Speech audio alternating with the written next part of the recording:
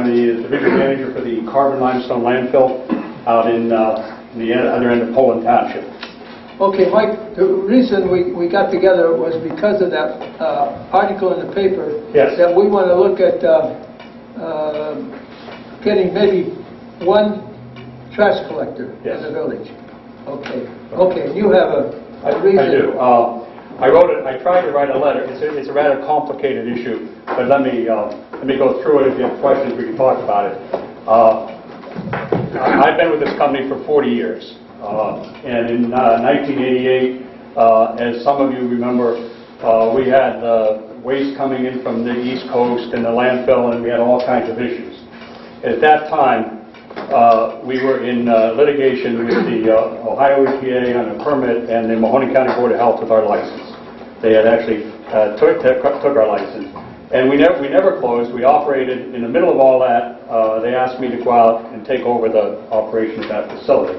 So I did that in 1988, and we were in litigation before the Ohio Supreme Court when the county commissioners, the Mahoning County Board of Health, the Poland Township trustees, and the Green Team, and us at that time, BFI, signed an agreement, what we call a host agreement, and everybody benefited, and it's actually worked out very well for many, many years. As things went along, there was a bill called House Bill 592 passed in 1989 by the Ohio legislature and signed by the governor. And basically what that did is establish fees for waste disposed of in landfills. And so in that case, the township, the host community, which in this case is Poland Township, got a quarter a ton for all waste disposed of, no matter where it came from. The state of Ohio, at this right now, gets $4.95 a ton. In fact, I just approved a check for that today, and I sent them a check for last month's waste for $360-some thousand to the state. The Green Team, or the Mahoning County Health Department, had fees, and this was by state law. They had fees in a ratio of 1 to 3. So $1, or that first one was for in-county waste, and the 2 was out-of-county waste in Ohio, and 3 was out-of-state. So in Mahoning County's case, to keep a 1-2-3 ratio, it was $1.50 for in-county, $3 for out-of-county but in Ohio, and $4.50 for out-of-state. Another company, not us, but another company, challenged that in the Supreme Court in Ohio. And what the Ohio Supreme Court ruled that under the Constitution, the Commerce Clause of the Constitution of the United States, you cannot charge out-of-state waste higher than local waste. So under Ohio law right now, the ratio is a 1 to 1. So it's $1.50 in Mahoning County, $3 for Trumbull, Portage, Columbia, and $1.50 for out-of-state. With all the controversy going on in the out-of-state waste issue that we had just resolved with everybody, we sat down with the county and the commissioners, the health department, the trustees, and tried to figure out what to do with that extra to make it right for out-of-state waste.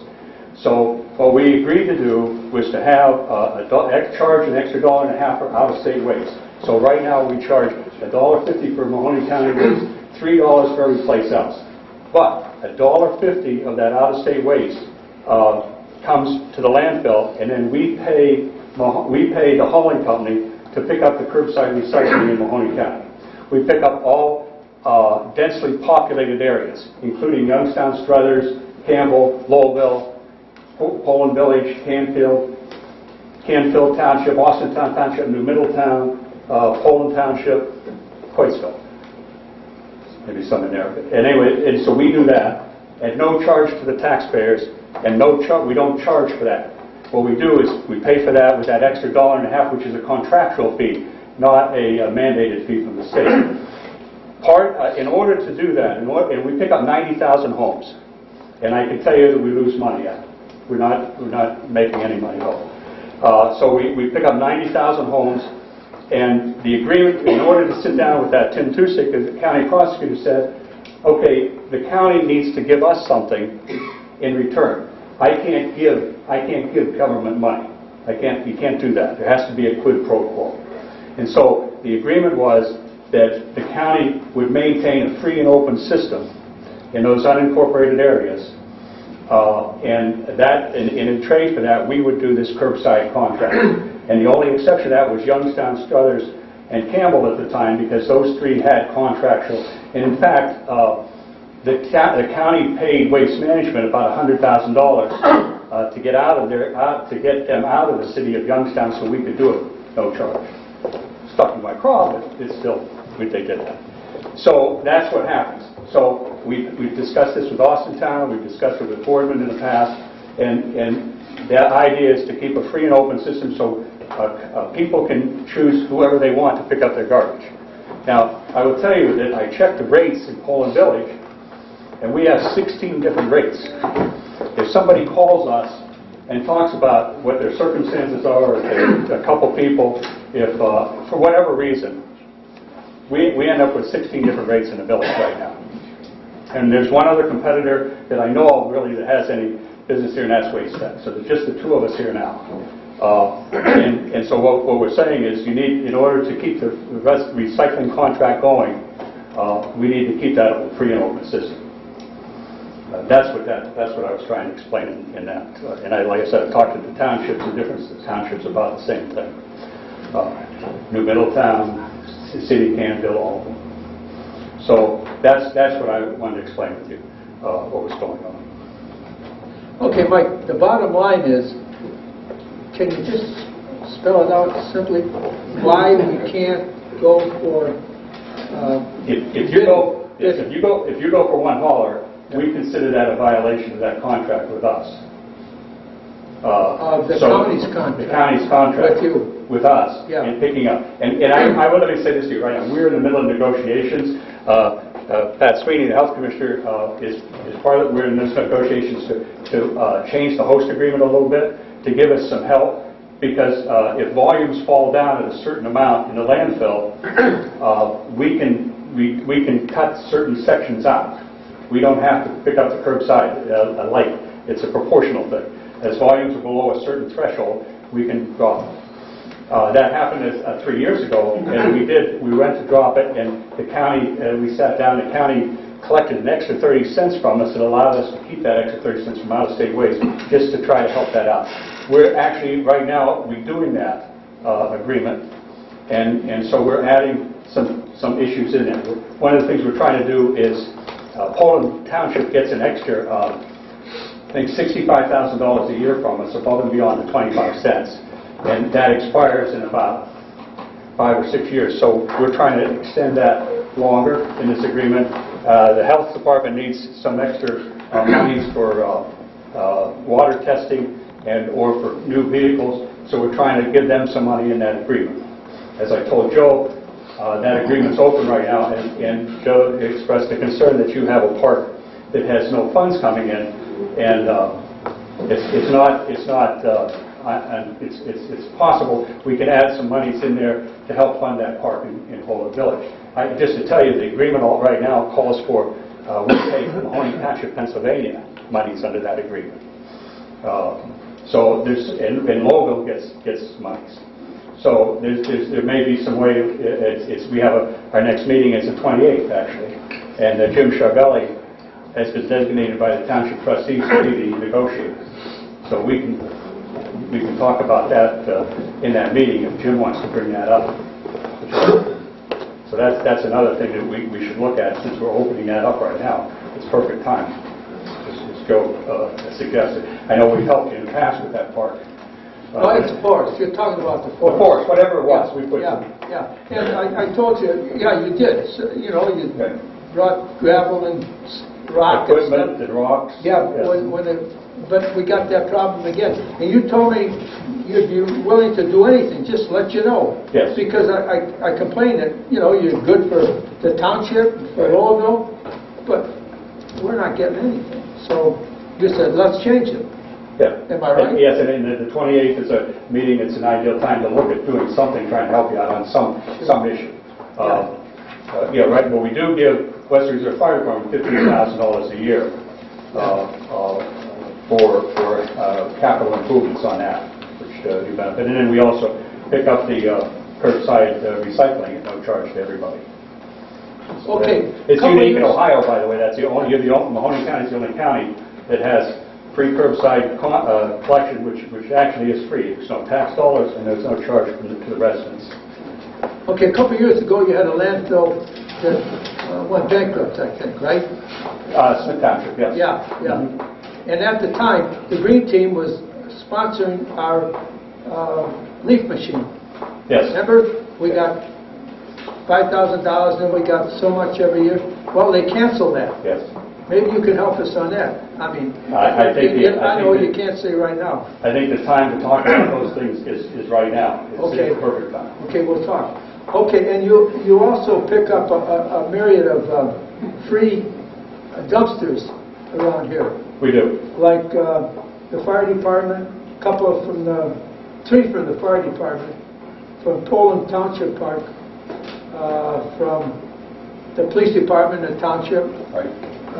but I haven't seen nothing about Poland Township trustees out there, Poland Village Maintenance. Oh, that's up at Meadows Lane. You picked that big Yes. bucket up. Okay, good. And Poland Village Hall. Yes. Where's that at? Yeah, I know, but where's the dumpster? I don't know if you have a I don't dumpster. think we You got one here. We don't you have a rollout. What? Oh, Probably one of the roll-off. oh, We okay. do the rollout. Okay. Then we do the Poland days, pick all that up. Oh, yeah, sure. There's trade and stuff like that. Okay, Mike. And if you have other places to look at, now's the time to look. You know, you got to say, I've been with the company 40 years, and I'm going to, my last year here, and so now it's time for us to get it done before we get new people, if you want to do that. So anyway, that's an option.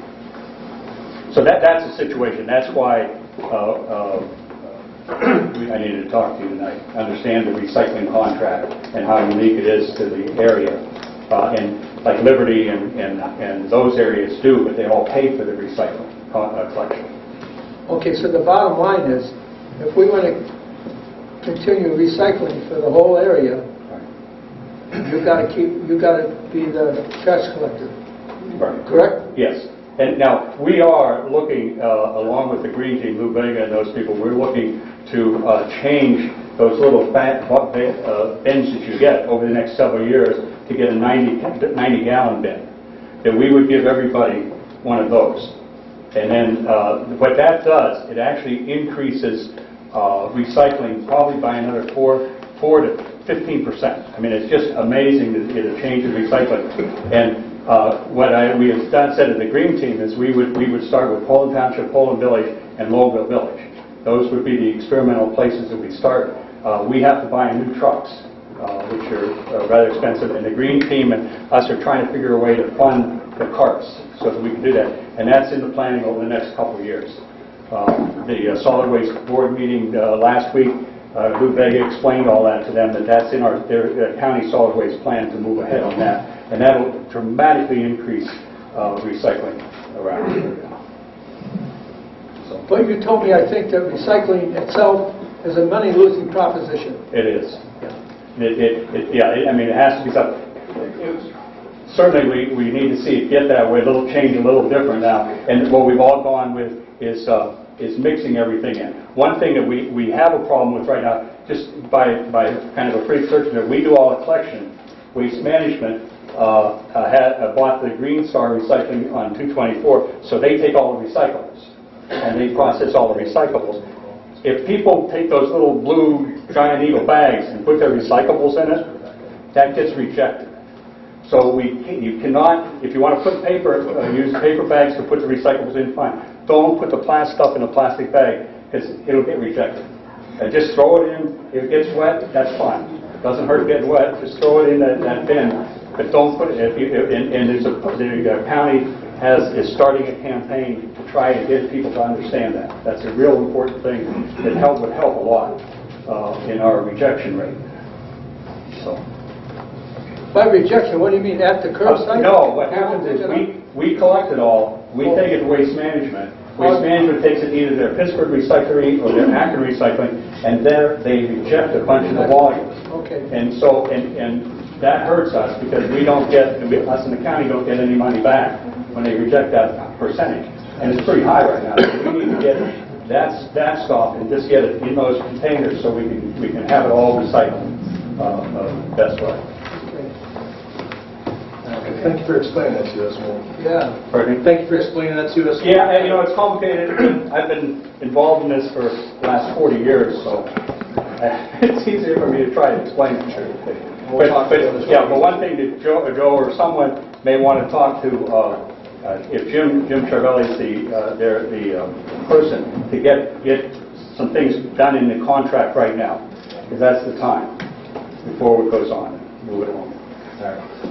Thank you. Thank you. Okay, thank you. We'll be in touch. I'm glad this all wasn't for me. You can leave, too.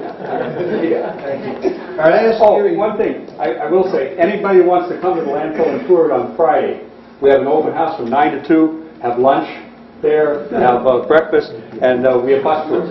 Last year we had 300 people come, so if you want to come, have a free lunch. It's not from the trash. Thank you. Okay, thanks, Mike. All right, I asked Gary Diorio, he's our engineer, consultant from MS Consultants, to come and talk to us about the sidewalk. People saw the paper last week, there was an article about that. And everyone saw the beautiful sidewalk going all the way out to the high school, but it's not in the village with 2 houses. So sort of asked Gary to come and clear up what's going on and give us a better explanation. Okay. I did speak with Linda a week and a half or so ago about the same thing. When we applied for the grant, in those applications, ODOT likes to have what they call logical termini, which means decent places to begin and end where the sidewalk would be, okay? They like the idea of Nesbitt Drive, and that's why we have that in there. They like intersections. They like the park. They like Dobbins School, okay, the Dobbins intersection there. Okay, all of that, and all the middle schools, because this is a K through 8 program. Okay, all the schools here in the village are connected by sidewalk all the way out to the baseball fields and Dobbins schools. Everything's connected now. When we started design, we found out that existing walk on those 2 houses are on private property, and we told ODOT that. We had to show them that, what we found. So ODOT came to us and said, well, in order to keep the project moving, because if we have to deal with acquiring right-of-way or dealing with public property, it probably would have delayed the project until the next construction season. Nobody wanted to do that. They wanted to keep the project moving, get it done. And that's why ODOT asked us to stop at that 3rd house. Okay, just because that other walk was out on private property. Okay, and that's the only reason. Okay, if you guys heard that it's a township project as opposed to a village project, that's not true. If that walk at those 2 homes were in the right-of-way, we would have continued the project all the way up to Nesbitt. ODOT would have approved that. So they made us change it during design. And that's why that was omitted. So, Gary, are you saying there is no right-of-way in front of those 2 homes? No, there's right-of-way. Okay. It's just the existing walk is out on private property outside of the right-of-way. So why couldn't it be continued on the right-of-way as it is all the way down to Dobbins? Well, we still would have encountered work on the private property to tear out the old walk, and ODOT's policies have to do, they have to pay fair market value for a temporary right-of-way to, work on somebody's property, tear up that walk. Okay, there's a process, and it would have delayed the project. That's what they told us. So, from the start of the project at Dobbins all the way to where it is right now, Yeah. there is no private property that was touched. Everything was designed within the right-of-way. Within, just in those areas, from Dobbins School all the way down. Everything was on existing right-of-way. I guess the thing, Gary, that people are having a hard time understanding is how there was a right-of-way on every other home that sidewalk touched except those 2. And I don't understand that myself. I know you know more about it than we do. I think that's the part we're having a hard time rectifying is how are all these other homes with right-of-ways, but these last two, one of which has a sidewalk already. Well, the two homes, there is a right-of-way there.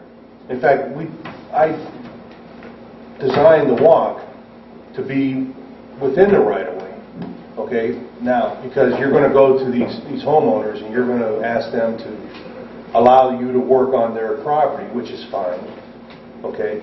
Now, I designed the walk within the right-of-way, so everything's going to be within the existing right-of-way. Nothing's going to be on private property anymore, okay? So there is right-of-way there. It just happened that that particular walk is outside the right-of-way. Okay, but that makes absolutely no sense, Gary. We're friends, but that makes no sense. Well, it doesn't, because I went there and looked tonight. All they had to do was take the sidewalk that's there now and continue it. It would have been fine. We could have our guys could have taken out this old sidewalk, whatever. Now, Well, I agree with you, it doesn't make sense, but don't. we had to follow ODOT's rules, their regulations on how we But put you this never let together. us know. Somebody, or Lidle didn't let us know. Nobody let us know. Did the funding pay for those two sidewalks in the village? Of According those to two the houses contract, from yes. Nesbit, Was no. that- Well, how come everything we read says it was? It was in the original, the project as it was spelled out. It was in the original, Yes, it it was was. in the original application, yes, I agree, 100%. Okay, so then did they back out $8,000 for those last two sidewalks? No, it's just, we designed it and it came to a certain amount of money for the RS. Excluding those two houses? No, they were not included. ODOT cut us off right at that third house. So what are our options going forward? Do we have any options? Well, the options is, if you wanted to go ahead and work it out with the township and split the cost, you can, by all means, go ahead and do it, any way you want to do it. You know, it's all on you. I mean, Why would they split the cost? Pardon? Why would the township ever split the cost? I don't know, I just heard that that was an option for you guys. I did talk to Jimmy Charville, and I talked to him right after the last meeting that council had. Yeah.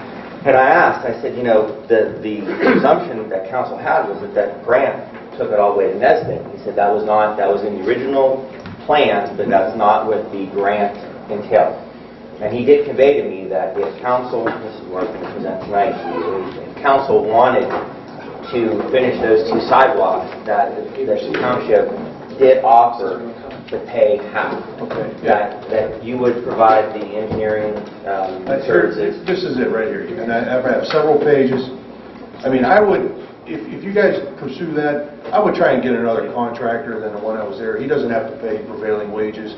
This is a small project, it'll be under the threshold limits, and you'll get a better price. You just get, a regular, local contractor. And the engineering's already done, so that won't cost us anything. No, this is it, right here. I told the township, because I agree with the whole mess, because we dealt with ODOT on this for 2 years, and I argued the things that didn't make sense, but ODOT says, well, that's our policy, and we have to do it like that.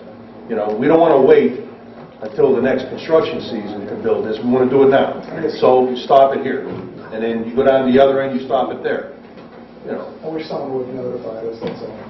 Yeah, and that doesn't fall on you, Gary. I mean, honestly, this falls on the township, and I got that word from Mike Stepetich at the county engineer's office, because first I started with ODOT District 4, the planning construction administrator, Yeah. who referred me over to him. Okay. He and I talked about I wanted to know how the original bid went out. Were we in it or weren't we in it? Because we were told we were in it. Okay? We were told this by the township Okay. trustee. And that's why we Okay? didn't pursue.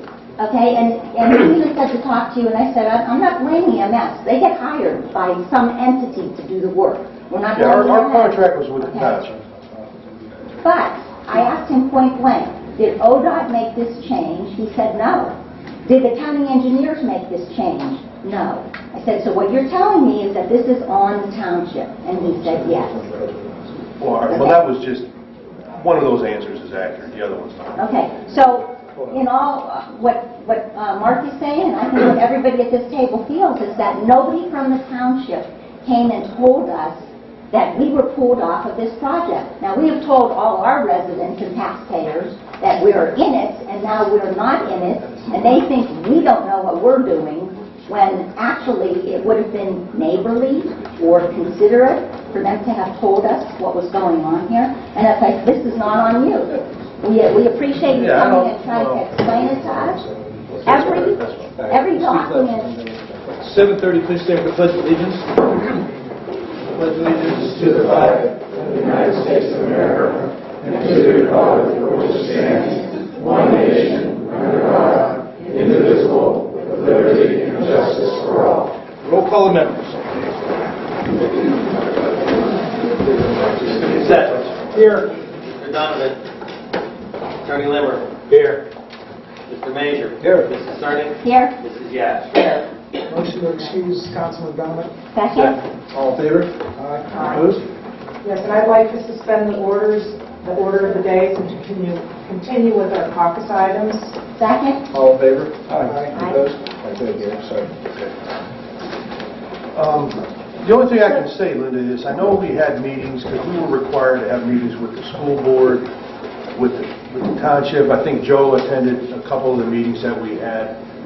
And to be honest with you, I don't think we discussed like the beginning and end points. I mean, other than, okay, we're going to go from Nesbitt, we're going to go down to Dobbin School. Just to give everybody an idea, that's the beginning and end. But I'm telling you, when we got into the design, ODOT put their finger on it and said, well, it'll delay the project, stop it right here. And they actually made us put a little small piece and showed it on a design that connected the existing walk at the second house. So there would have been like a 290-degree jogs right there. That's the way our plans show. Okay, Gary, you say ODOT. Who in ODOT? Well, they have Give me a, a name. well, if you want names, I'll give you the names. Okay, But there's several people involved, but it's out of Akron, and they have a, what they call the local, the LPA group, and they manage these projects. So they review the designs, they approve of them, they approve the cost estimates. Is this the District 4 District 4, right. Administration Group? No, it's a Okay. different group. Okay. Different group, completely. Okay, and Gary, what Linda just said then, it's a township's problem. They should pay the whole thing then. Well, for one thing, and we'll need to confer with our solicitor on this, I don't know if our law allows us to pay for sidewalks in front of, and we've been through this before where Mr. Ames had several cases where he pursued sidewalks being replaced and the village was not permitted to do that work. So we certainly don't want to start a firestorm over our own law, you know. Like a minute. Wait, I didn't follow you. But secondly, Sidewalks are should we pay for it is another issue. Now Because we that- did not budget for this project because we were told we did not have to pay anything for this. There were two houses that were thrown in on the grant.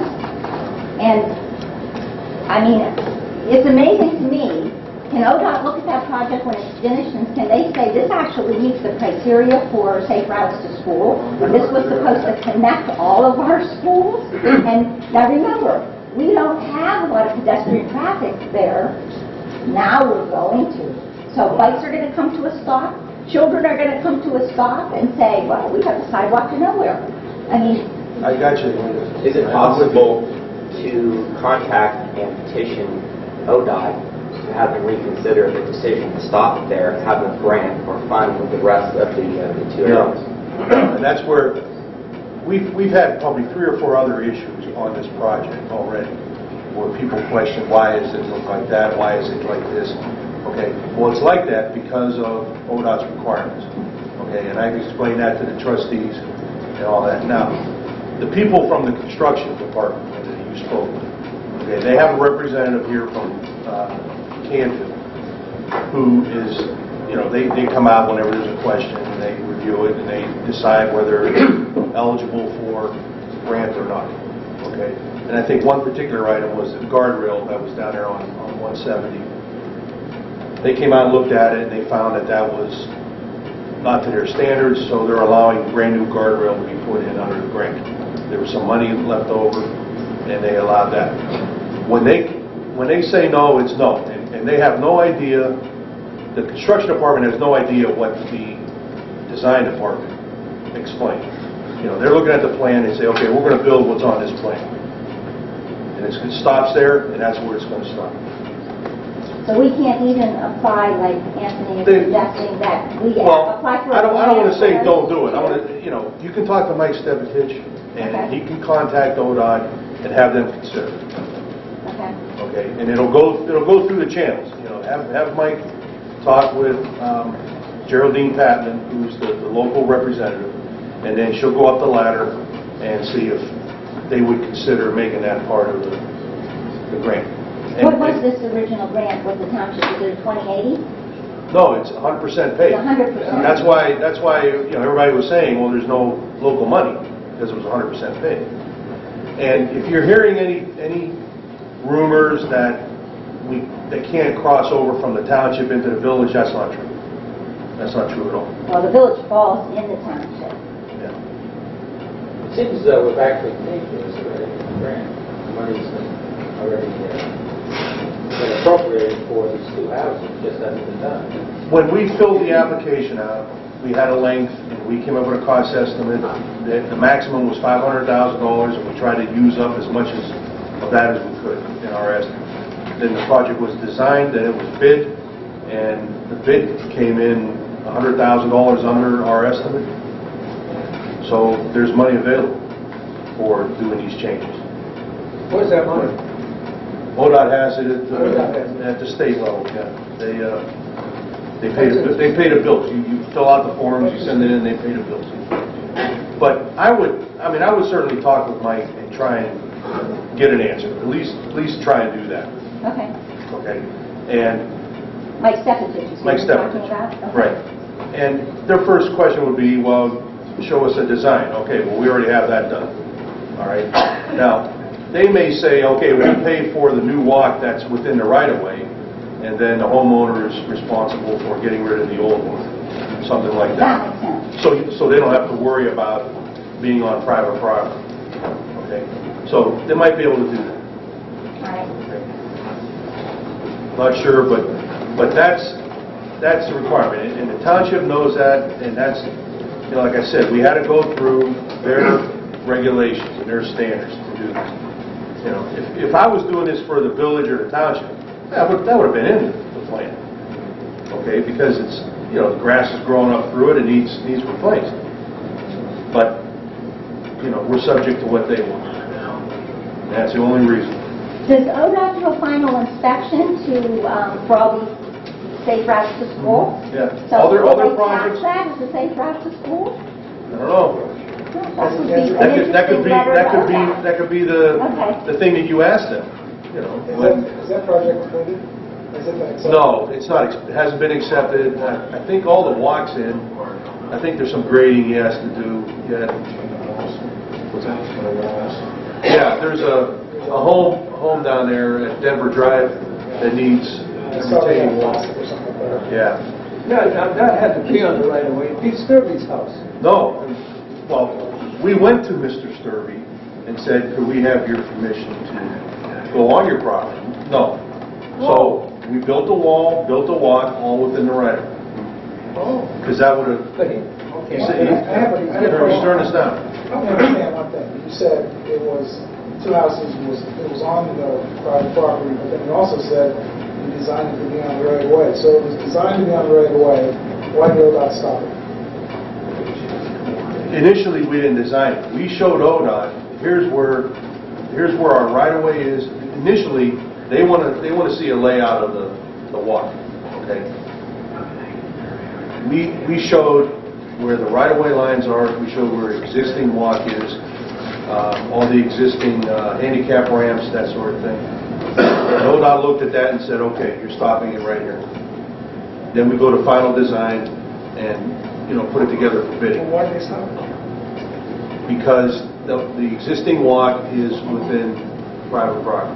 They just said, stop it right there and be done with it. Now, I didn't like the idea, but, they're the ones who dictate what goes on. I'm sorry. And I'm like, it's going to be a problem. Yeah. Okay, big problem. And it's not your fault to reiterate, Gary. Well, but the thing is, if it was added in, it would have been an issue because ODOT would not have let you bid the project until that money was upfront, to cover the cost of putting in that walk, the right-of-way issues. You would have had to pay, like I said, you would have to pay the homeowners fair market value for, using their property, that kind of thing. And it also affects the environmental review, which is a lot easier if you're staying within the right-of-way. Okay. You go out on private property, then they're starting looking at the trees, they're looking at the age of the home, historical values, all of it. So that's why projects get delayed through ODOT like that, because of those right-of-way issues. This is a July 24th from the town crier, and in it, Mr. Lytle is telling everyone that this project is running from 170 to Nesbitt, from 170 Nesbitt Street in the village Okay. to the north side of Dobbins Road, Okay. July 24th. This is what caught my eye because it says the project is almost completed. Almost completed. No. I've been out there and there's no sidewalk. Yes. That's inaccurate, what he's saying. Well, it seems that right along it's been inaccurate from Yeah, him. I know that. And really, it would have been considerate. You know what? We're going to try. We'll write these letters. We'll make phone calls, whatever we need to do. My suggestion, just call Mike Stephetich, just deal with him, because it's a construction-related issue, and he can go up the channels. I mean, they handle it by emails. It's not a time-consuming thing anymore. And he can email Geraldine Patman with your request. Okay, and Mike could put his 2 cents, he can put whatever your concerns are, and try and sell it to get them to okay, just putting it in within the right. And the design's done. It's right here. And there's several pages here. I'll leave them. You guys can look at them. Like that. So it's done. And if they say okay, wonderful. We'll go in there and put it in. But it's not complete right now. There still needs to be some punch list items done. It's not on you. We have fielded questions from our taxpayers for, I've been at this table 21 years. What do we get from the township for the almost 1 mil of inside millage, which is approximately $57,000 a year? So that's over $1 million that just in the time I've been sitting here. What do we get from the township for that? We get an occasional street sweeping for that. Here was a perfect example of they could have done this. They were supposed to do it. They told us they were going to do it. And here we are. Well, that's not Gary's issue. I just wanted you to come and clarify. No, that's fine. But that is the one and only reason, is that they didn't want to deal with the right-of-way. And so if you hear anything else, they're just making it up, to be honest. Okay, Gary, I asked you, what would it take? I saw that you said a couple of grand, but did you figure out? Well, I looked at it maybe about $8,500. How much? $8,500. But like I said, I'm using prevailing wage, Good, a couple thousand. yes, hourly rates. Okay. That's a big difference. Wow. Well, Or what that's- is, okay, we'll talk about that later. yeah, I mean, the best thing is informally get contractors to come in and Give me that. give a price. That's all you do. All right. Thank you, Gary. Appreciate that. Thank you. All right, Jenny, you're up. Jenny Phillips to address council regarding 12 Pullman Manor. Sorry, took so long. Can you hear me? Yes. My name is Jenny Phillips. I live at 27 Pullman Manor. I was here 2 weeks ago, and I told you I'd be back. And this time I'm not alone.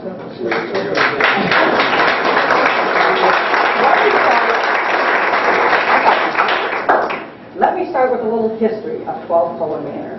Brett Barnheiser, the owner, who, by the way, just lives a half a mile from here, he's not from California or far away, bought the house in November 2009 for $175,000. In 2010, he tore off roughly the 1995 addition, which created a 70 by 70 foot hole on the east side of the house. In the last 4 years, he has put a third floor on the house and a new roof. Council continued to give him building permits because without them, he could not finish the house. It became a vicious cycle. It has now been 4.5 years since the mess started, and I, and all the people behind me, we're like a clean life. First of all, I don't believe it's a health issue. The health commissioner was over last night and said there's nothing they can do. She's been there at least 5 times. I don't believe it's a safety issue, I guess. 18 months ago, you told me he was in violation of 2 ordinances and would be fined $100 a day, times 2, for these violations, but that never happened. Thirdly, I don't believe it's a financial issue. A year ago, you told me you gave him back his permit money because he was broke, and you told him to put it towards the house. Well, I don't think he did that. Maybe he used it to fix up his Porsche SUV. I believe Brett owns a company that is on the New York Stock Exchange called NanoLogic. On his webpage, it still looks like a very viable company. The man owns 2 homes and a Porsche. That doesn't sound broke to me. If he can't finish it, I think he should sell it. Now, to me, it's become a moral issue. It's not fair that 95 people who live on Poland Manor live with this mess every day. We have to drive by it every day. It's just not right.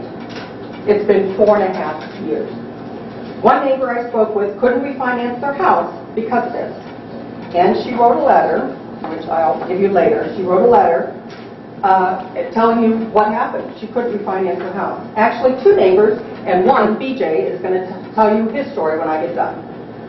My husband and I paid almost $25,000 these last 4 years in taxes to supposedly live on one of the nicer streets in the village. Well, I think I want a refund.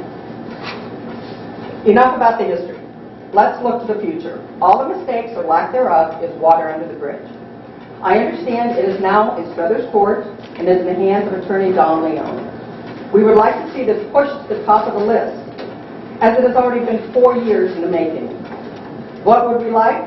I feel it should either be put on the market or sided in the next 2 months, by Halloween. The 70-foot hole in the yard should be filled in and leveled and seeded. The rock pile in the front yard is the envy of all the neighbors, and we all said we'd be glad to take care of that. I don't want you to say we'll talk about it, take 2 aspirins, and come back in a year. I want to know tonight what we are going to do about it. And I have some friends that would like to speak too. Can they talk from their seats? Well, what we do is everyone has to be on the record, so they'll come up, introduce themselves, say their name and their address. And village people are allowed to speak. Someone from the township has to request permission to speak, and I've not gotten any requests from anyone. Okay. So These are all village people. Yeah, all the manor's all village. So if anyone would like to speak, just come up, state your name, your address, and try and keep your comments to 2 or 3 minutes if you could. BJ, you want to come up? Excuse me. You know Dominic Leon, right here, the lawyer? No, I don't. Well, I'm introducing you to him. Nice to meet you. We're hoping he would do something. Okay, good. Well, we'll get done and then you turn. Okay, this BJ, he thought I couldn't refinance. And if you would state your name and address for us so that the deputy clerk can get Sure. that information. DJ Sulka, S is in Sam, U-L-K-A, 36 Poland Manor. I've been there about 13 years. And about 4 years ago, I did refinance my house, but I had just a heck of a time. That house is listed as one of my 4 comps, and it took at least 6 extra months to get that done. You got to speak a little louder. I'm sorry, I've got a sinus. Oh. But I've been on Poland Manor about 13 years, and about 4 years ago I did refinance, but that house did throw a heck of a curveball in my process because of price of the list and everything like that. It took about 5 extra months just to get it done, and it wasn't in my favor at all. That's it. So it's part of the equation. Yes, it is. Seems to be. Ed Fox wants to talk. He lives on the manor too. All right, before Ed comes up, maybe Anthony should explain what we've done so far and what we're planning to do next. So it's not that we're not doing anything. Just tell us where we are, what we. Sorry, it's Pete Fox. No, I understand. It's Does Pete. that make sense, Anthony? Sure. Yeah, we've been doing this for a long time in the village, and the first thing I want to say is as solicitor, I take responsibility for this not being accomplished. The council has tried, and Mr. Major talks about it every other week at least, and we've thought about different ways to do this. We've talked to Attorney Leon, who's here tonight, to try to figure out how we can motivate this man to do this. The problem is that all the codes we have are designed to prevent people from doing things they should not do. In other words, if someone wanted to go out and build a home tomorrow and not do it constructionally correct, we could stop them from doing that, from endangering the public, from making sure it was not an eyesore. The codes are not designed, however, and they don't give us the power to make people do things that they should otherwise do. And we talked about it as a moral issue. It is a moral issue. It's about doing what's right. And the codes and the laws assume that all of us who live here in the village like our homes, and we're proud of them, and we want them to look nice, and we take pride in doing that. Mr. Barnheiser does not. And there's nothing that I can find that can motivate him or make him do what otherwise all of us would have done. So it's been 2 years ago, Anthony, didn't you say there was 2 violations? You looked in your big book there, and there were 2 violations, and the fine was $100 a day. Why didn't that ever go to fruition? Well, the council had to declare it a nuisance, and we did that. The council ended up doing that. But before we could cite him under that code, the council had to take that action. Before they could do that, there had to be the evidence presented to us. So there are requirements before we can get that far. We got that far. Council declared it a nuisance. We sent everything down to Attorney Leon. He is citing him. He's being charged. The flip side, though, is if we take his money and we keep citing him $100 a day, then he can say, well, of course I can't fix the home. I don't have the money. No. We're way past that. No. Well, the other part is this, and just so you know, he has paid the village about $6,000 in permits he's gotten. So every time he wants to take out a permit to fix that home, he had to come here and get a permit to do it and pay $3,000. He did that. Who would pay $3,000 to get a permit and not do anything? So every time he came and asked for a permit, we assumed... But he did it. He's already proven that. Yeah, so that's where we are. But it's not council's fault. So why can't he be fined now? He can be fined. He is being fined. He Well, will be fined. $6,000 a month. Well, that would be $200 a day. Yeah, $6,000 a month. $6,000 a month. Yes. So at some point, if we $72,000 a year. foreclose on the home. Right. So then he'd have to foreclose. Right. We'd get somebody responsible in there, finish the house or bulldoze it, Right. and the story would have the end. Well, Attorney Leon, why don't you talk about what you charged? Dave, there's not a lot of zoning violations out of the village, so I tried to streamline a process. Use the microphone, please. Yeah, I just tried to streamline a way to do this in the future. And I think we got a good, Dave and I and the officers got a way to write new citations if there should be any in the future. But we cited them under, there's a couple codes that we could cite them under. Dave and I and Sergeant Craven cited them under the nuisance, 660.05, and that's just a minor misdemeanor citation. So I guess, we could bring more minor misdemeanor charges if it's not rectified. What's ultimately happening? Is he going to get a court date and come before you? Yeah, there'll be If he doesn't do this, what happens to him at that point? it's just, Does he go to jail? no, there's no jail time attached to this. Have you seen the pictures? Have you been there? That's in 2012, 2013, and 2014. It's got worse and worse and worse. And it was bad in 2012. Dominic, have you gone over there and seen this operation? I talked with the zoning administrator and I Have you seen it, though? Yourself, with your eyeball? Well, You gotta do it. You gotta do it. Put those on your refrigerator. You can keep those. We look at it 4 times a day for 4.5 years. I'm done. So what, Anthony or Don, what ultimately can be done? What are our options? We could just keep citing him and keep finding him, but there's nothing in the code that we have, there's nothing in the health department that we can do to get him. Until the exterior is degraded, it's no longer. What about the safety? We had that checked as well. When you put up the fence, that complied with what the ordinance required as far as How making could that pole not be a safety issue? Because as my understanding, I went there not that long ago, he fenced it all in, and when you look at our code, it requires the fencing. He read the code, and he did exactly what the code requires. Part of the fence is down. Yeah, the fence is down. There's no fence there. All right, we have to, this isn't a public hearing, so you can't just, I mean, everyone's angry, I understand that, but if you want to speak, then you have to, like I said, be a village resident and then come up and give your name and address and talk up front in public, so that's how we have to do this, according to our codes and enforcement. So, Mr. Fox, or everyone in the back want to come up, that's fine.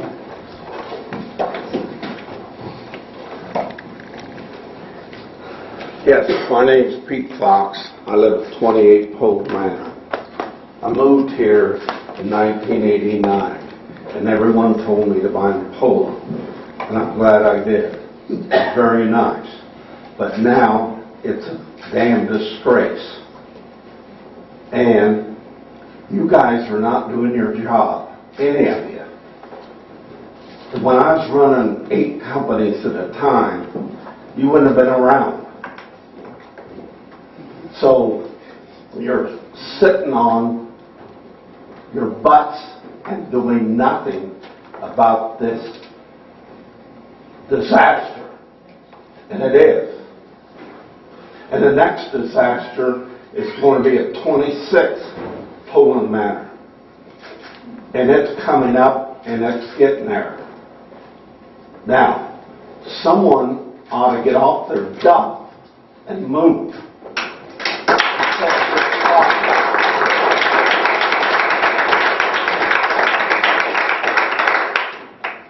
In fairness to council, again, it's not that they haven't tried, it's not that they haven't thought. Well, they haven't done enough. I agree with When you. I ran 8 companies at a time, if they would have performed like you guys have, I'd fire them. I understand. I just want you to know it's not that they haven't tried, and it's not that they haven't thought of it. They haven't tried hard enough. Anthony, why can't you find him now? We can't. Well, We when are you have- going to, put it this way, when are you going to start? It's in Struthers Court now. It's not the Poland Village that's So finding because him. it's in Struthers Court, you no longer have jurisdiction to find him? Right.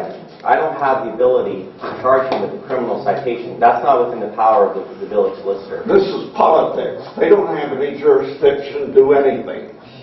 Well, it's all divided as far as what goes where. The criminal part has to go to Struthers Municipal Court. It's in a criminal If a arena. business ran like this, they'd be out of business. I understand, but I'm just trying to answer the question as to why we cannot find him. We can, but it's in the Struthers Court now, and that's their prerogative, that's their area now. It's not ours anymore.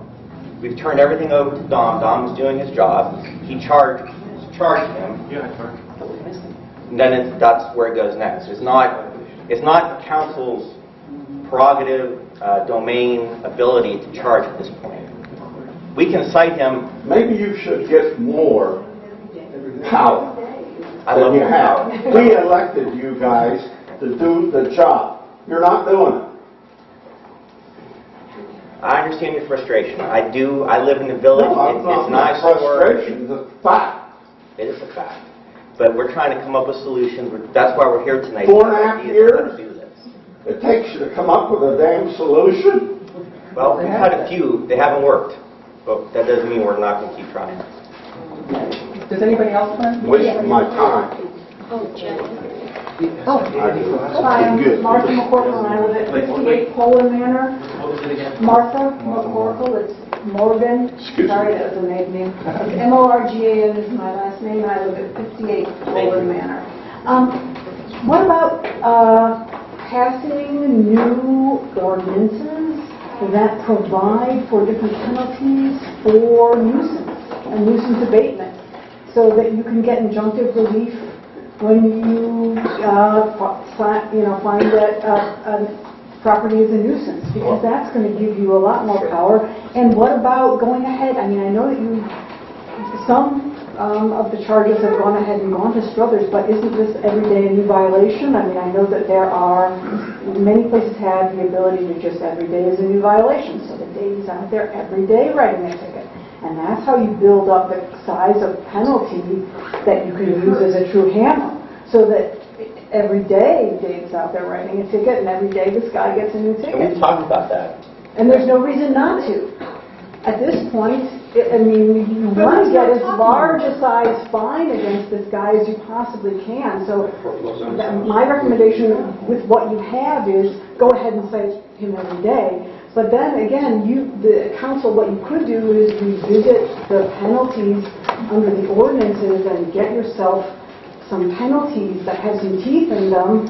Well, the penalty that Attorney Leon has charged is a criminal penalty. It has teeth of jail time. So that's as much teeth as you with the can nuisance get. stuff, though, if you get injunctive relief, then maybe you can go about... Injunctive only prevents things. That's what I was saying before. Injunctive only can stop someone from doing something. Well, you can construct the injunctive relief that you request of the court. You can request that the injunctive relief that the court provides you be the resolution of this nuisance.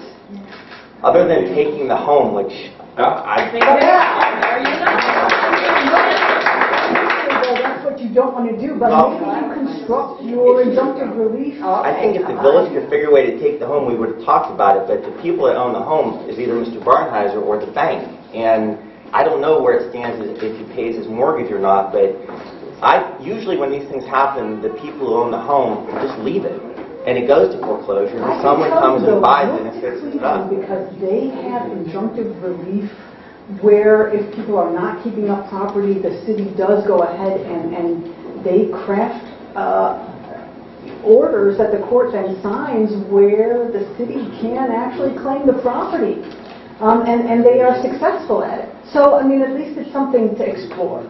At least look at that. And again, I would... But just so everyone understands, the basis of the law, like I've said before, is it prevents people from doing things they should not do. Criminal laws stop people from stealing, from beating people up. Civil laws stop people from doing things they should not do, like building homes that are unsafe, building them that don't comply with But structures. it also prevents them from creating a nuisance. I mean, again, you can creatively construct that injunctive order, I think. But an injunction in and of itself can only stop someone from doing something. We don't want to... From perpetuating a nuisance situation.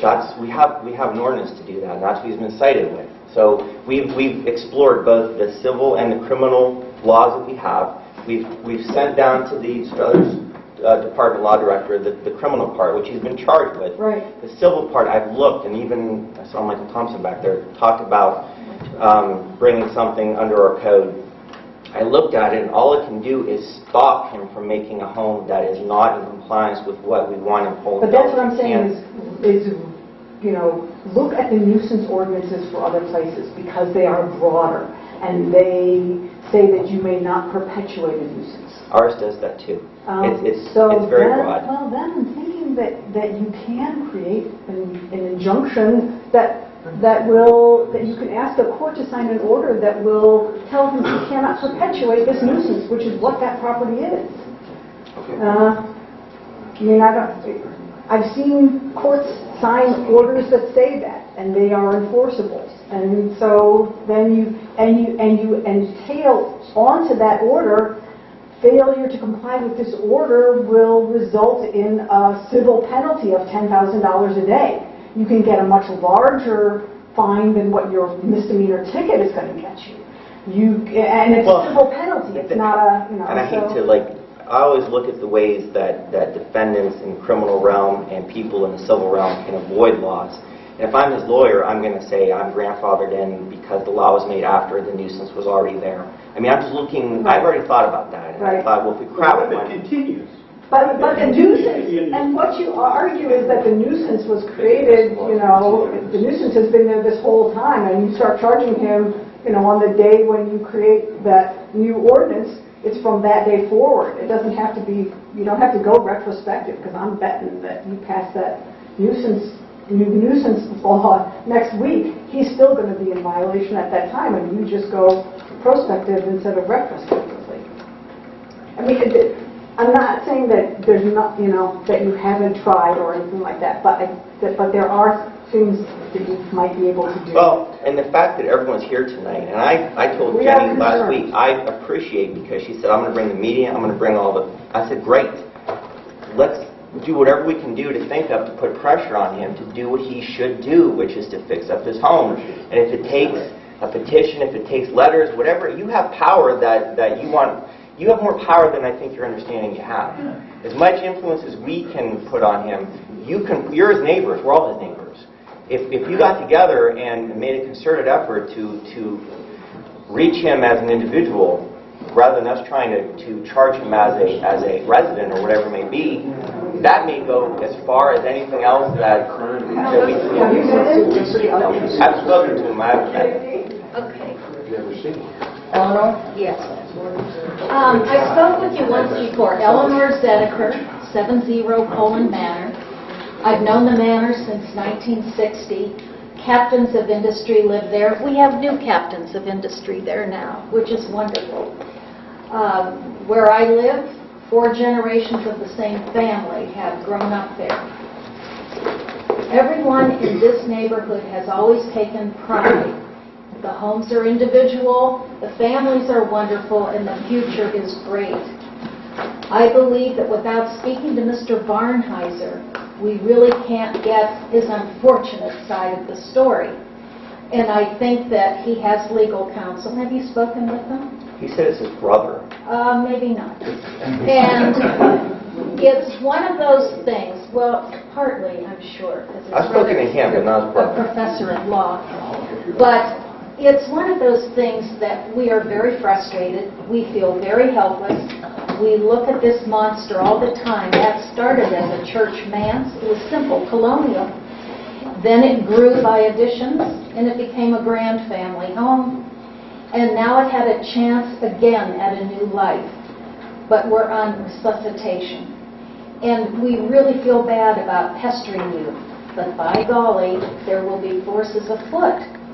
We will continue to bombard you, the media, if you'll help us, please. That we will continue. And it reflects negatively on the village. I always thought we all got along. I think you really need to speak to Mr. Barnheiser. And he can be reasonable. I'm sure he's just as frustrated, angry, and almost afraid as any of us in this matter. So I thank you, but push it, please.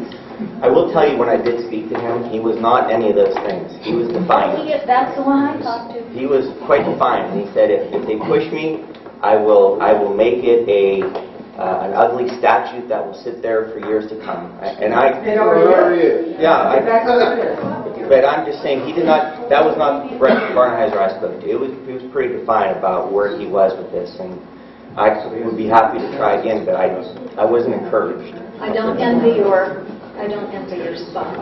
I really don't. I just want the folks to know it's not a council. It's not that they haven't tried. I'm the solicitor. I take responsibility for this, and it's not that I haven't tried. It's not that Attorney Leon hasn't tried. We've all tried. It's just when you're lawyers, you're limited in part by the tools you're given, and the tools are the laws. And we've racked our brains and we've used the tools as well as we can use them, but they are not designed to do the thing that we want done. That's what I'm trying to convey to everyone, is that the laws are designed, as I've said, to prevent things, not to promote, not to make people do things like this. So. Here's the letter from the woman that cannot refinance her house. So, Mr. Leon, I want to know what your plans are. Well, you know, if there's a pending criminal case, I'm not supposed to talk about the merits that much, but my job is just to enforce the laws on the books. You guys write the laws, and me and Dave are the enforcement arm of the government, and we'll enforce the.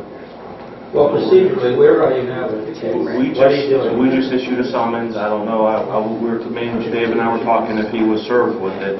And then he'll be... Was he served? Yeah, he came in today and picked it up himself. So today? That's correct. So you talked with him? I did. Okay. I have yet to talk with him. And what was his attitude today? Still defiant? Matter of fact. And what was the citation? Was that a $100 citation? Well, we cited him under this, when you guys declared it a nuisance, I used 660.05, abatement of nuisance. And is there any fine associated? Yeah, this is under the general offenses, 606.02 is where minor misdemeanor, up to $150. No, this is like a ticket, $100. Okay, so you're saying he has to pay $150 and then it can sit there for another 4 years, is that correct? No, that's not correct. Okay, so that summons, does it have, I'm not familiar with the law, does it have? Is it per day? No, it's up to $150. And you keep serving them every day, and you sign up every day. If there is I have to, pursuant to the ordinance, there has to be a declaration from council that declares it a nuisance. I believe I can reuse that, but there may be some other things that we could look at. I know Dave and I talked a little bit about another code, but per day I haven't thought of it. Or let me look at that. He can talk about I can, okay? The idea is that you want to put continuing pressure on him so that he will either think that he might go to jail or that the amount of money he's going to have to pay is going to be is not worth it. And you keep ratcheting up the pressure. Right. The fact that we're no longer giving him permits to do any work, we've stopped doing that. The fact that we have cited him, the fact that we have folks coming out, the pressure is being ratcheted up. We're going to keep doing that. We'll keep, and I do have an idea for the citation. We'll talk about that, but we can cite him daily as well. We'll keep doing that. We'll start doing that, I should say. Do you promise? I promise. And I think you're going to hold me to it. But we're going to keep making sure that we keep putting continual pressure on him, and eventually he's either going to crack or sell the home, or something's going to happen. I know that that's what you folks want, is something to happen. So do we. We're going to keep figuring out how we can get there. We're going to do it. Do you have to make a resolution? We already did. You did, so that's... We did a while ago. Council already declared it a nuisance probably a year ago. A year ago, and we're just getting around to doing something positive about it. Why is that? That's what I've been asking everybody. We talked a bit about that. But then $150 one time, that's nothing. Well, that's no pressure. That's no... we're gonna recommend. We don't have an advice. We're gonna recommend citing him. I'm gonna talk to Dave. We have a civil code we can do as well, which is a daily citation. And we're looking into doing that as well. Well, look hard. Look into it real hard. Got it right? Does anybody know if he has a mortgage on the house? How does he get insurance? Who in the world is insuring that house?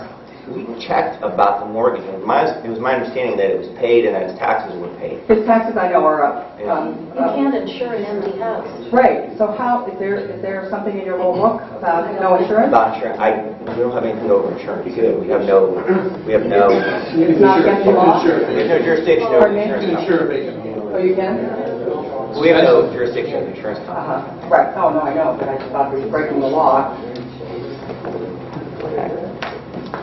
We'll be back next time. So we'll look for answers. I'm sorry? Fire department in? I don't know. Don Township's villages to use the fire as making them uninhabitable. If it's uninhabitable, There you go. that may be a... Anyone else in the village like this say anything? It's down to the studs. Well, I don't mean to... I'm Pat Sweeney, 445 South Main Street. I just was asking about fire because in some of the other townships, and that may be municipal, village law versus township law, and I'm not sure how that would be followed through, but many of the townships have used their fire departments to declare something uninhabitable, and that helps along the way of getting it either destroyed, you having the authority to abate the nuisance, and using some of the Lean Forward Ohio funds to be able to tear it down. So I know some of the townships that have really dilapidated homes have done that. So for what that's worth, I don't know if it applies to a village, but I know Boardman Township and Austintown Township use it a lot.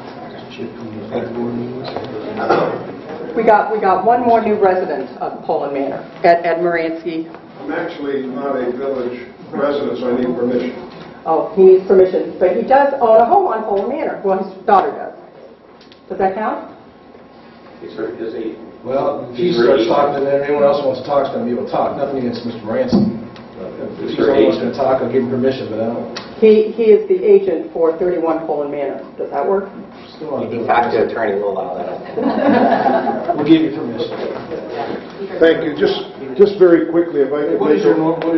My name is Ed Muransky, M-U-R-A-N-S-K-Y. What's your address in North Alma? 8144 North Lima Road.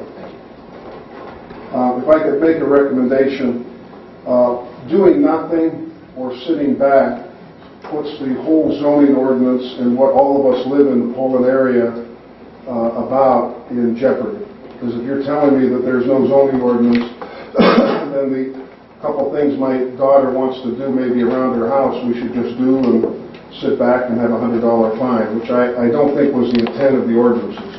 If I could make a recommendation, there has to be some teeth that places like Dublin, Ohio, and places that have unbelievable zoning ordinances have put in place that have teeth, that fine people, that create an atmosphere where people have to be held accountable.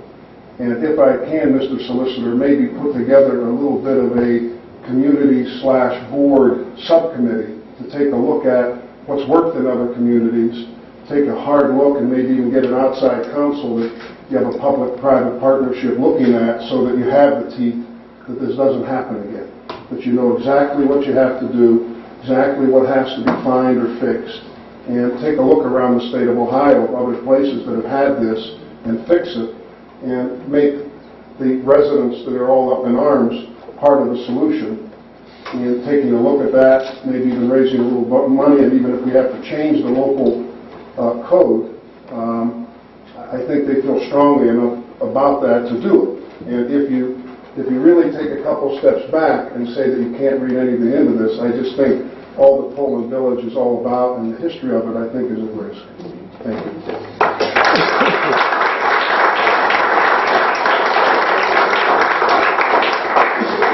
I think if anything good has come out of this situation, we've done what you've done, Ed. We've looked at stuff in the future to rate laws, and Anthony's helped us with that to avoid that. But like he said, you can't go back and write a great law and then go back and cite him because he's grandfathered into the old laws. And attorney would have trouble with that. But we have gotten better laws, and we're working on those still. But Are you accepting the help? Definitely. Let me just say yes. Okay. Let's get with it. Absolutely. Anyone else? All right. Make motion to go into, the orders of the day. Second.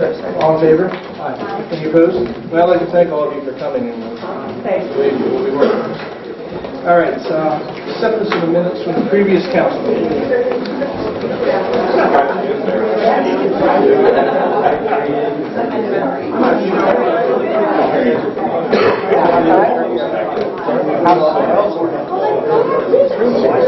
Sorry.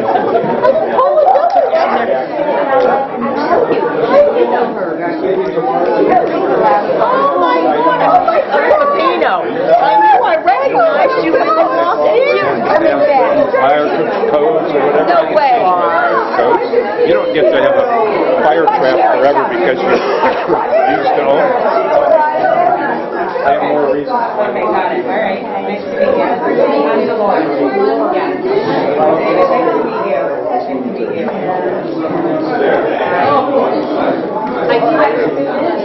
I own it now. I have possession, but we're going to do some renovating, so probably not for a few months. So that's all done. So. Joey over there. Oh, yeah. My mom has been parking and walking around there because she likes it so much better than where they live. Oh, yeah. Okay, nice to meet you. Very nice to meet you. Welcome to the neighborhood. Oh, nice to meet you. Maybe I'll do like a point to say hi to everybody. Oh, I know. Yeah. You've arrived. Do you know Mr. Bob? Okay, I just wanted to make sure his name was could be a double A. Thank you. Bye-bye. Blooper meeting? That's Bill. First or third Tuesday? Third Tuesday, 6:30. Finance? That's Deborah right now. Legislation? Nothing. Police? Nothing until next month. Streets? We had one tonight. The second meeting.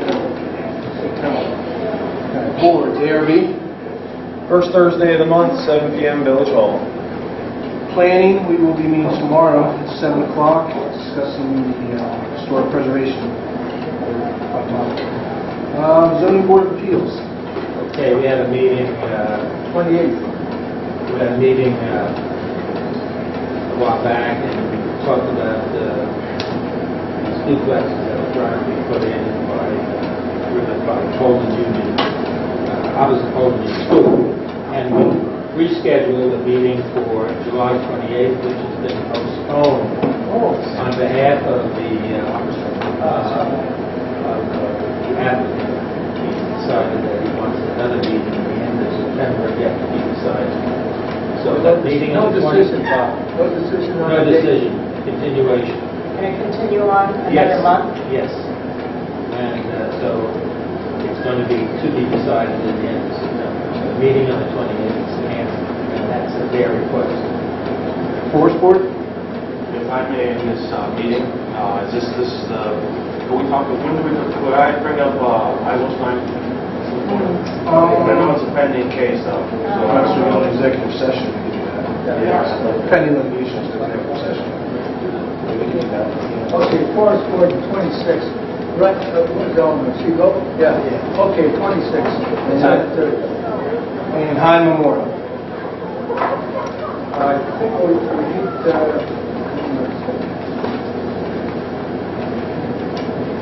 we don't have nothing scheduled. All right, report from the mayor, nothing in writing. July violations bureau accounts for the balance. We had a pretty big $26,000 deposit last month, so we did a good job. And on September 13th, Saturday, 11 a.m. at the Poland Presbyterian Church, Dave Smith and his group have another historical marker they're going to be putting in up there. So it's the 13th at 11 a.m. Everyone's invited to attend that. And that is all that I have. Motion to accept the mayor's report. Second. All in favor? Opposed? Report from fiscal officer. Okay, I'm circulating around the list of bills to be paid. Need your signature on that. The accounts have been all reconciled as of July 31st. I'm circulating that for your signatures. You have in front of you the July numbers. Probably next month we'll be looking at some of the line items. We're going to have to do some shuffling, but as of right now everything is good. We have started receiving the second half real estate advances, and that money's coming in. And report. Motion to accept next report. Second. All in favor? Aye. Opposed? Anything from Deputy Clerk? Report from the Zoning Administrator, Mr. Swanson. Okay, the corner of Evergreen and Nesbit, very poor condition. It's in foreclosure. Calls are being made. It's a wild goose chase, but we're going to make it. I know the neighbor cut the grass. Yeah. But who owns, the bank owns it? You know what? The front door has 4 or 5 different phone numbers to call. Every one of them says if the property is in poor condition, call this number. Then it's another one, it's we're in charge of condition. Then the next one, if there's an emergency with the condition of this property.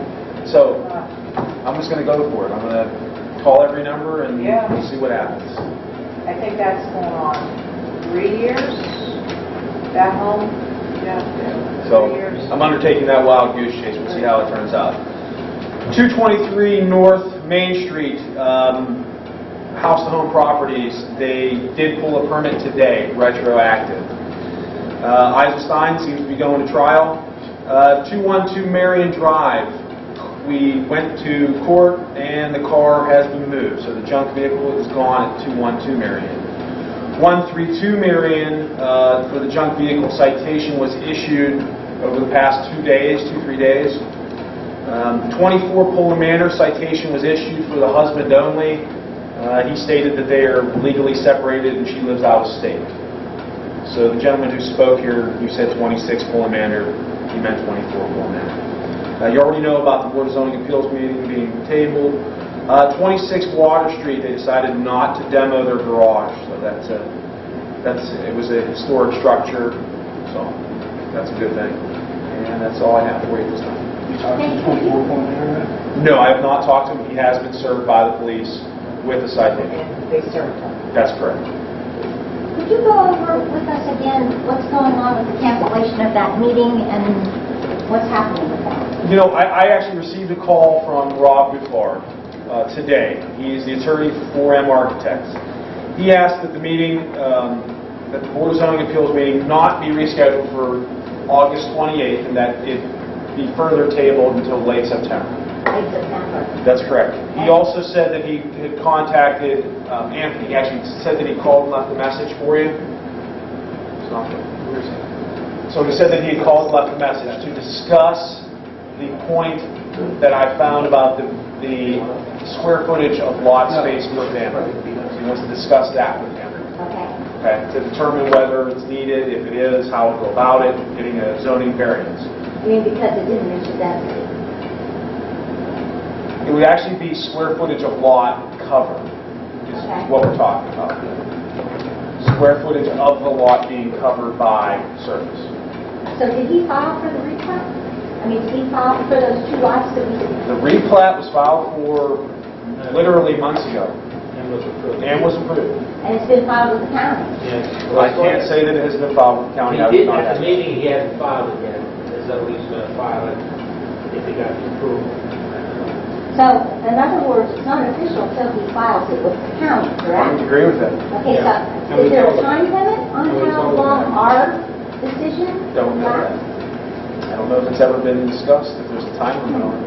Now, another factor is that there's a sale sign on that property now, and it was not there a couple of days ago, because I go by there all the time.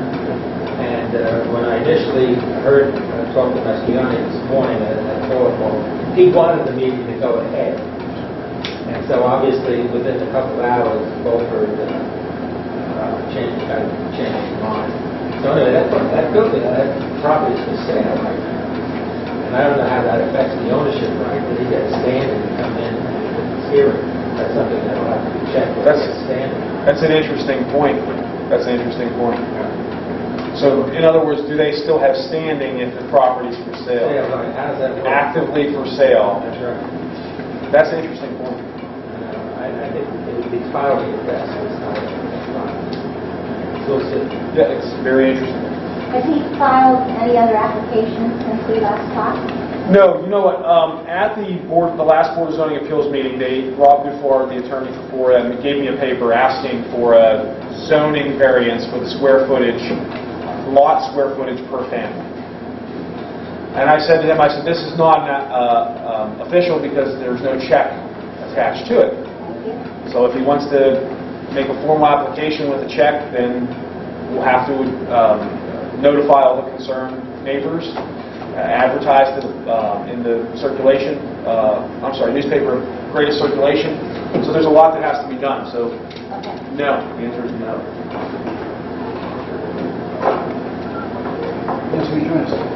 Anthony, were you contacted by Rob Bouffard today? Yes, yesterday.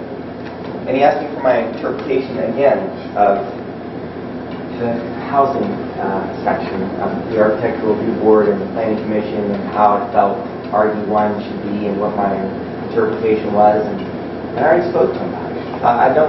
I didn't call him back because I'm not into giving legal opinions on matters that haven't been litigated. I told him what I thought he needed to do, which was to bring it before the commission and let them make a ruling and go from there. And that's where I left it. One of the things that he's mentioned to me multiple times is that he wanted to know if you had made a written ruling on the lot square footage per family.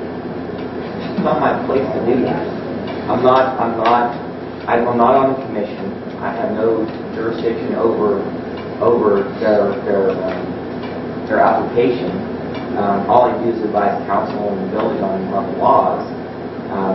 So I'm not going to, he's trying to get me to give him that. I'm not going to do it. I'll call him tomorrow, actually. That's the sticking point, though. Lot square footage per family. Yeah, it's 15,000 per family. Square feet per family, and they have 4 families in 30,000 square feet, right? Approximately. Right. I'm no math major, but that doesn't seem right to me. You know, I'm checking it out. That's close. Yeah. So it's up to the Planning Commission to make the ruling. I'm just going to make sure on Thursday the 20th it goes. It's not going to be 3 hours. No, they're not. It's canceled. It's canceled? Yeah, September, late September. Okay. Date to be You're welcome to determined. come. I'll make sure I'm there. Be determined. That's it. If I'm instructed to do so, I'll follow the charge every day. We're on Poland Manor. Now that we've streamlined the process, as I think you all at this table know, the process, May 9th, the narrative was submitted, and it's taken until, I believe it would have been last Friday, to get the charge filed. So that's how long it's taken. We are working on streamlining that process, because that charge does not come from me. That charge came from the General Offense Code signed by Sergeant Craig. So that's how that works. I would just cite him every day. Okay, that's going to, like I said, that's going to fall back on Sergeant Raven. I mean, I don't cite for nuisance violations. That's the problem. And that's something that, is Poland Township, there used to be Monis, I don't know who's there now. Is it still Monis? He writes his own tickets. And then we have our safety service director writes his own tickets. And so when they presented me with a minor misdemeanor citation, it's not like we have to retype it in the computer, and it's just unorthodox way of us doing it at the prosecutor's office. So I don't know. I don't know how we could get him to just write his own tickets, but that's okay. We have like a workaround with Sergeant Craven that he could issue I hope he has his own ticket book. That's what I wanted to make sure he has, and then Sergeant Craven could sign it. So this nuisance violation is coming out of the General Offense Code. I do not enforce the General Offense Code. I only enforce the zoning code. Do you see where we're at here? So that's why that General Offense Code either needs to come from the prosecutor or from one of our police officers. So the one I was looking at was 1460. Okay, that's a different charge. Yeah, I would say... Did he issue this 1460? Yeah. Okay. 1460-02. Okay. Exterior walls and surfaces. Okay. High grass and weeds are a separate issue. I've actually sent him 2 notices on those. Those are notices, not citations at this point, so that's a different issue. I'm trying to keep it all separate. Okay, so 660, if we're going to issue a citation or there, we're going to, Sergeant Craven's going to sign it. It has to. I don't enforce the General Offense Code. Well, we don't have to do 660 anymore. We can do that 1460-02. Take a look at it, Ron, and see what you think. But to me, it seems it's exterior walls and surfaces, and we've talked about this in the past. All exterior walls or parts of structure shall be maintained in a weathertight condition so as to resist decay or deterioration from any cause. This includes exterior walls, those are chimneys, windows, doors, etc. Any structure or secondary pertinent structure whose exterior surface is bare, deteriorated, ramshackle, tumbled down, decaying, disintegrating, or for repair, must be repaired or raised as follows. All buckled, rotted, decaying, or deteriorated walls shall be replaced or put into condition. All visible replacements or repairs must conform to original design. All exterior wood according to exterior finish and surfaces must be sealed and painted. Does that seem to fit? Unfortunately, he does have it painted. I hate to say that. He's painted the sheeting. Yeah. But I would say it doesn't. Well, it doesn't have one. Oh, I thought he had it. The back doesn't, Dave. The back doesn't. Okay. You cite them under that. No, if you just cite them once, isn't there a continuing Per day. So I if cite them you every recite day. them, Cite them every do we day. need to recite them? Or okay? Yeah. Because each one of them will have. Isn't that the same law we went after the Tyvek's house with? Yeah. I mean, that blocks, so I don't understand what the issue is. Let's do it. So we have to have the police department do the citation of it. On the 660, on the general codes, the police, Sergeant Craven's going to sign the ticket from Chief Beatty for his whole about. Under the zoning code, he has the authority to write it. So I'm usually not involved in minor misdemeanors. The issue of the ticket, they just file them with the clerk. But You know, it doesn't, you don't have to set them every day, just set them one time, and if a separate offense shall be deemed committed each day during or on which a violation occurs or continues. So I would put in the citation, this shall continue per day for each and every day that this condition remains or persists. Something that in the citation you were spelling out, it will be cited every day as a $100 fine. That's under 1460.99. Now, something else we could look at is maybe, I don't know, I mean, and I'll talk with some of the chief and stuff, but I don't know if you, maybe even right now, but like a disorderly conduct, creating inconvenience, annoyance, or alarm. Inconvenience, maybe. If an inconvenience, disturbance, annoyance, or alarm, not the last three, maybe inconvenience. I think we're pushing on that. Yeah. These are enough.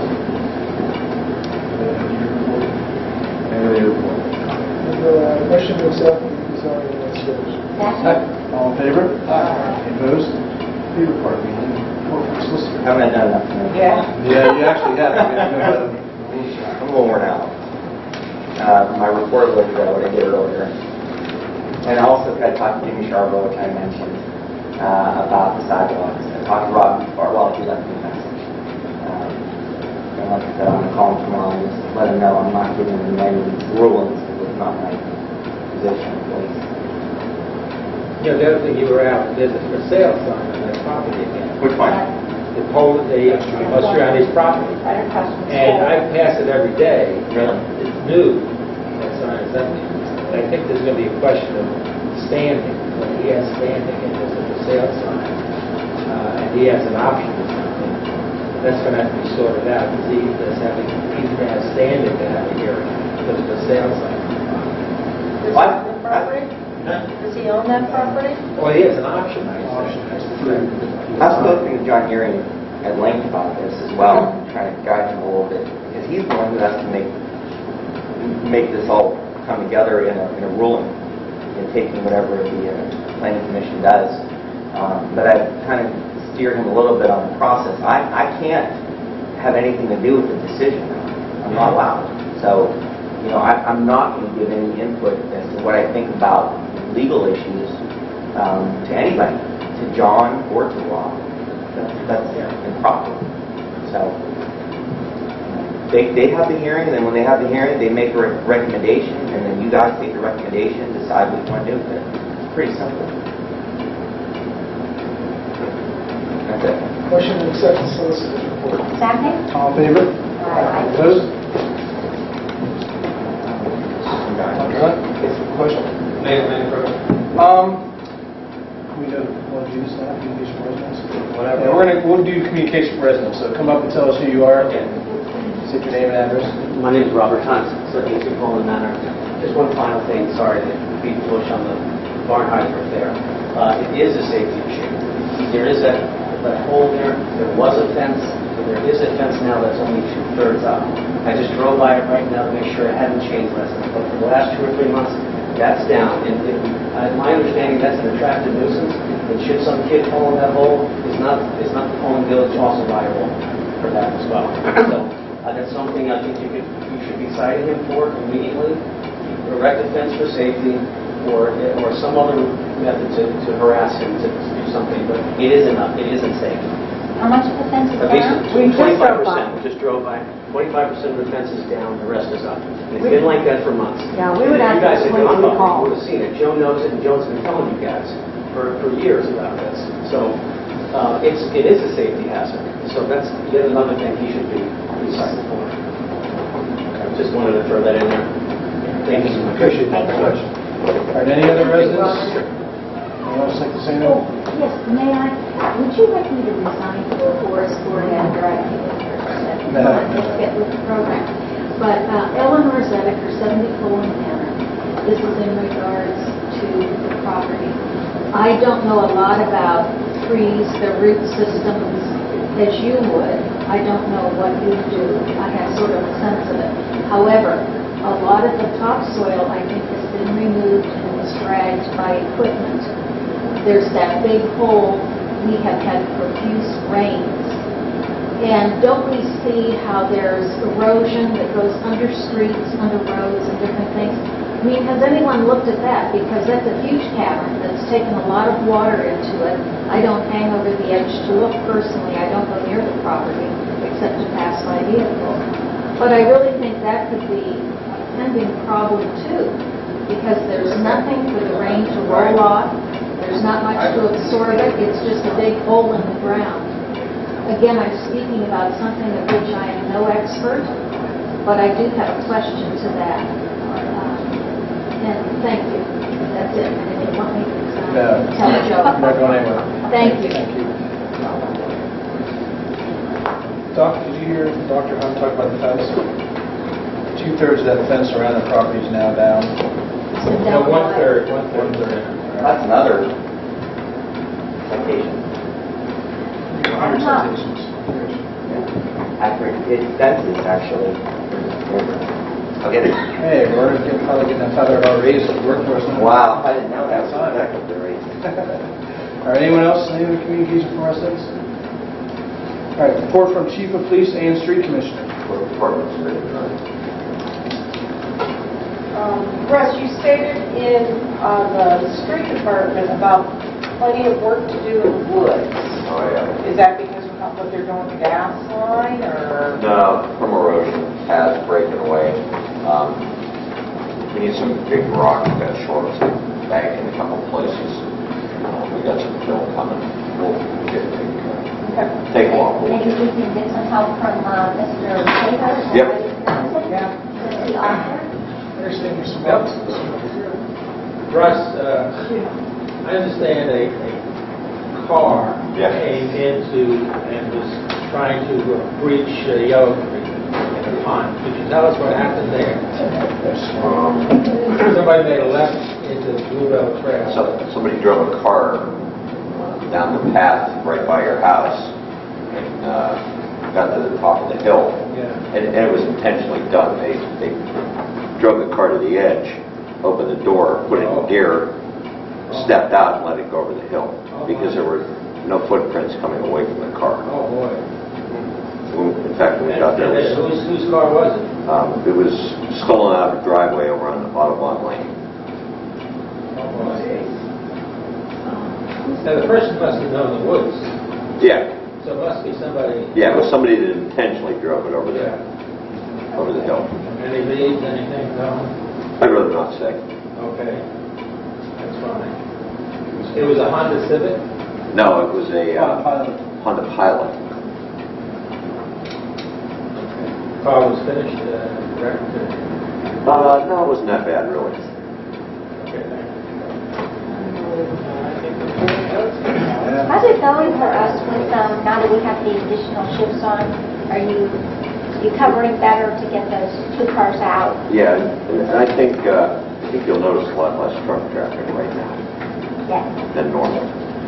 He's doing a great job with that. Yeah, we moved Mike around and we're doing scales at alternate times. Yep. Ross, I've got a question for you. South Main Street, very close to Riverside. Looks like another one of those big trucks took out a pole where we had the double pole incident last year. We now across the street have a double pole incident there. Yeah. Same thing? Yeah, traffic accident. The guy had a sugar issue, passed out while driving in his pole. So it wasn't one of those oversized loads? No. Okay. No, it was a regular traffic accident. Thank you. Motion to accept the police and street report. Second. All in favor? Aye. Any opposed? Report from engineer. You heard it tonight, that's something like that, like the sidewalk. Reports from outstanding committees of council, finance, wage, audit, and insurance.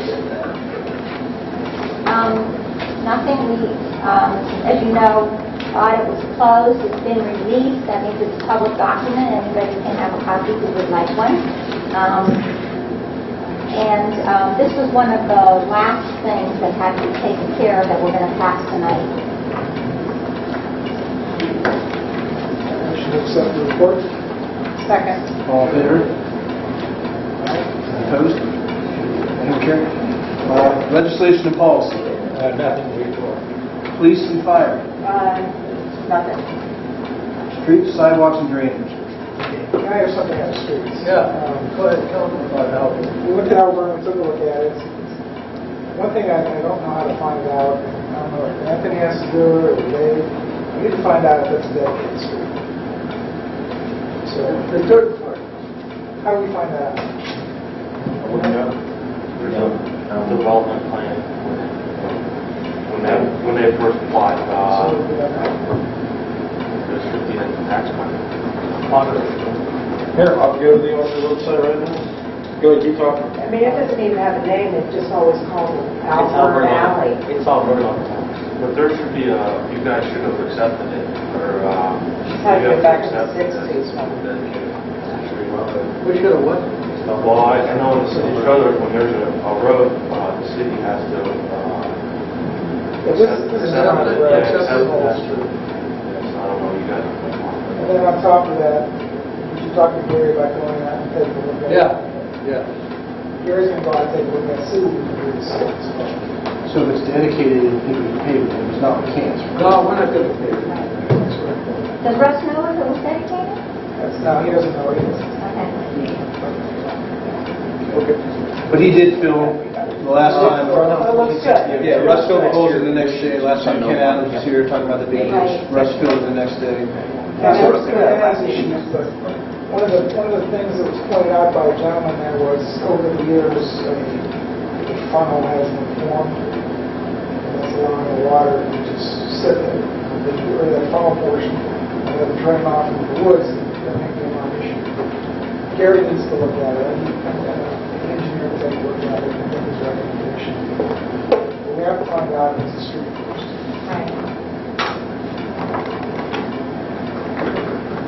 Okay, on streets though. Linda, are you going to take care of making contact with these people? You've been doing it. I will, Joe. You'll take care of that. And we might want a letter from the mayor to ODOT inquiring about the inspection and final inspection, and does it pass the Smell test. the safe route to school? No, it's not a safe route. Because it doesn't appear to. You know, it would be nice if we could give them a little push. Maybe that would help us to get the grant money. So the second driveway or sidewalk is not right away. Is the first one, is it as big as the new ones, or the new ones bigger? Not quite as wide, but it's in good shape. Yeah, he just redid all of that years ago. So we wouldn't have to touch his. Well, you probably have to do both on the right of way. His is on the right of way, his is on private property. We're probably. Do the curb cut and everything. Is it? Yeah. Nesbit? It's got one of those anti-skid things. Yeah, I looked at that. They did have, they did this out. No, but it had that anti-skid that's existing. Well, we did that when we got that one grant a long time For ago. pedestrian. Yeah, pedestrian So traffic. really, it's just the second house that has let this sidewalk deteriorate. Yeah, there's bits and pieces, it's like covered by Yeah. grass. It was there at one point. This Yeah, and you just let it I go. talked to her, it's Gail Jones, and she said she'd give us permission on her property, whatever. She wants that too. But does this make sense to you? I mean, there's right of way. I wanted to hear him say it. There's right of way there. So, if all of the rest of it is in the right of way, why were the two village homes excluded? I asked them, double talk. I know, I've been getting double talk all week. Why didn't someone say, Until I hey, by the way, finally we're not got the guy going from to do the these two county houses? to say, yes, it's on the township. And he said, no. Well, Did you get a guy's name? yeah, Mike Stepatich, you remember him, Joe? Yeah, He but actually that's the drove guy who the told you rail. it's a township. Yep. Good. He said it was not ODOT, and it was not the county. He said it's on the township. Good. They made the change. Good. And How when did I they know? talked to Jim out there in Star Valley, and I said, you know, I'm trying to find out when this change got made. He said, there wasn't a change. You were never in it. I said, Jim, I'm sitting here looking at the documents that tell me we were in it. ODOT, MS, MS doesn't do these things for free. That means you guys paid him to do it. And they seem to couch it as a township village distinction. So sorry if I'm a little frazzled over it, but I spent a lot of time on the phone trying to track this down and answers to it. And honestly, I think that this was very not nice what they did. Very not nice. Who determines where the easement is? Anybody survey it or anything? The right of way, the right of way is determined by I think the middle of the roadway is so many feet towards southward. Yeah. That's the right of way. Yeah. They just measure it. Streets. What was that? Motion to accept this, my street. I can't accept that. All right, we'll move on. Okay, Linda, you'll keep us informed then. You're gonna run with the ball for the streets. Yes. Sure, accept the report. Accept my report. Accept it. Second from Joe, all in favor? Any opposed? All right, Blooper. All right. Portion Boards, Planning Commission. There was a meeting last month, talked about historic preservation, and we're having the one tomorrow, and that's sort of become a hot topic, as you can imagine. But John LaFont bought that house by the school on Elm Street, by the connector. He sent out letters to all the people that own historic homes in the village. So there'll be some people here and work through it. But you're just in the planning right now. Yeah, there's a lot of steps. Right. Should we be informed a little bit more about that? Because it's a hot topic issue. Yeah. And we're out there, and people come up to us, what are you doing? And we don't know what to do. There is Should be, a draft of some it way- somewhere. I don't know where it is. Is there some way of informing the council as to what these people do? Well, I mean, right now, this is the second meeting we've had about it. It's Yeah, but just- the point is, it's really a hot topic. It is. And we should know what's going on. We're letting a committee rule, Well, Bill's involved. He's not here. He's sat on the meetings Well, here. yours. I was do it- on the committee too. Yeah, Eleanor, exactly. She's Should on. we keep us posted what's going on? Yeah, I'm telling you what's going on. They had meetings and Yeah, but they drew up a draft. So we have to know, what you're proposing on this. Is this the Historic Preservation Committee? Historic Preservation Committee, yes. And is it a committee of our council? No, it's a committee appointed by me. Eleanor's on it, Rex Fisher, Dave Smith, Becky Becky Rudzik, and who's Right. Tricia Perry. Yeah. Right, okay. And this they was went from out last and year. they did some research on some different villages, different ordinances from around Ohio, and they drew up a draft proposal of what they think would fit in the village. Now, should we have a copy of it? Well, there is copies of it. Where is it? Paula has one. There's one in my box. Steve has for one. viewing. Did you distribute it to the council? Yeah, we was true. I thought people had them already. Nonetheless, it's about 25 pages long, and just proposals. And then I think the first meeting, some of the people came and they thought we were trying to shove things down their throat, tell them what color to paint their house, and that's not the intent of it. But I think through the meeting, and correct me if I'm wrong, John LaFont at least, he sort of came looking to say this isn't right, but now he's involved in it. And I think he wants to put some input. So I think it's bringing other people that are in the same situation with historic homes and providing some insight, what they would like to see, how they want it to be written. I mean, it's very early, and we've stressed that a million times. Right. 3 years, as many meetings as we need in planning, then it goes to council for 3 readings and all that. So it's not going to be shoved through quickly. It could take a year. So they're actually writing legislation? It's a draft they're proposing to the planning committee that if we accept it, we will, pass it, and the council will approve it after 3 meetings and 3 readings and a public hearing, just like new legislation. It's a proposed thing that planning will ultimately have the final say. Okay, but in a village, only the legislators and the solicitor write. They didn't write it, they just proposed it. Okay. Mike Thompson's on, he's the head of the plan. So he's Okay, so all of overseeing it goes to Anthony before it comes to Yeah, the absolutely. planning. Yeah, let's Okay. do it. Eleanor? Oh, Eleanor Zediker, 70 Poland Manor. Please don't think that we felt we were writing legislation. Our charge when we were appointed to this was to come up with an ordinance that would address historic preservation. Everywhere we have draft on it. We had a great clerk to do all of it for us. We did it. I've worked on some academic committees that didn't do this much research. It was very extensive. It's very thorough. It does not strangle anyone, but we certainly remembered a lot of hiccups, burps, and mistakes along the way in our history. And we feel that we've given it not a vanilla, but an appropriate address. And we know that it will be changed, torn apart, whatever. But it was never intended, of course, to embarrass or put a restraint on you or anyone who reads it should it be enacted. And we worked for months. We met through bad weather and good.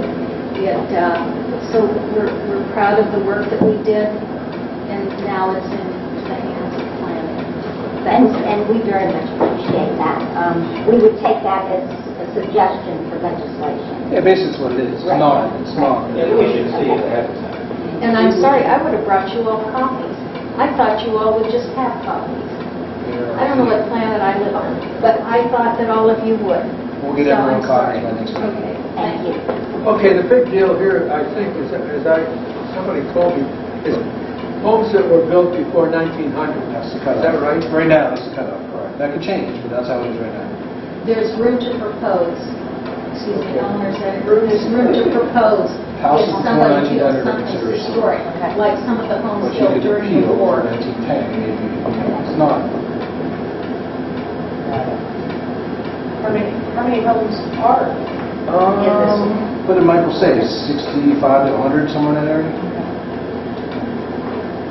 And So- sites, it also includes sites. Yeah, storage sites, storage structures, it's not just houses. So that's tomorrow at 7, if anyone's interested. Planning. Motion to accept the planning report. Second. All in favor? Any opposed? Board of Zoning Appeals? Well, we did have... Go ahead. Well, I'm just saying, we did have a meeting, 3-hour meeting before the last council meeting, and the upshot was that it continued on, and the meeting that was proposed for the end of this month has been changed to the end of September. Do you know why he wants it? I have no idea, but Now it's cooking. there's something going on, I think, with the ownership of the property, actually. Because I think that said that the properties have been relisted with an agent, and they have an option to purchase. What happened to their option to purchase when it's for sale? When I did speak with the attorney for 4M, they asked for it to be tabled further to late September to try to resolve the issue of lot square footage per family with Anthem. That was their point. So basically, you think they're going for a variance for that, and that's the reason he's holding off on filing this with the county? It would be speculation. I don't know the answer. I do know that what I found changed everything. It was a game changer. Anthony, do you know, once we gave him the replat, and he has not yet gone to the county to file that, is there a time limit that he has to do that? Talking about Mastriana? I don't know that.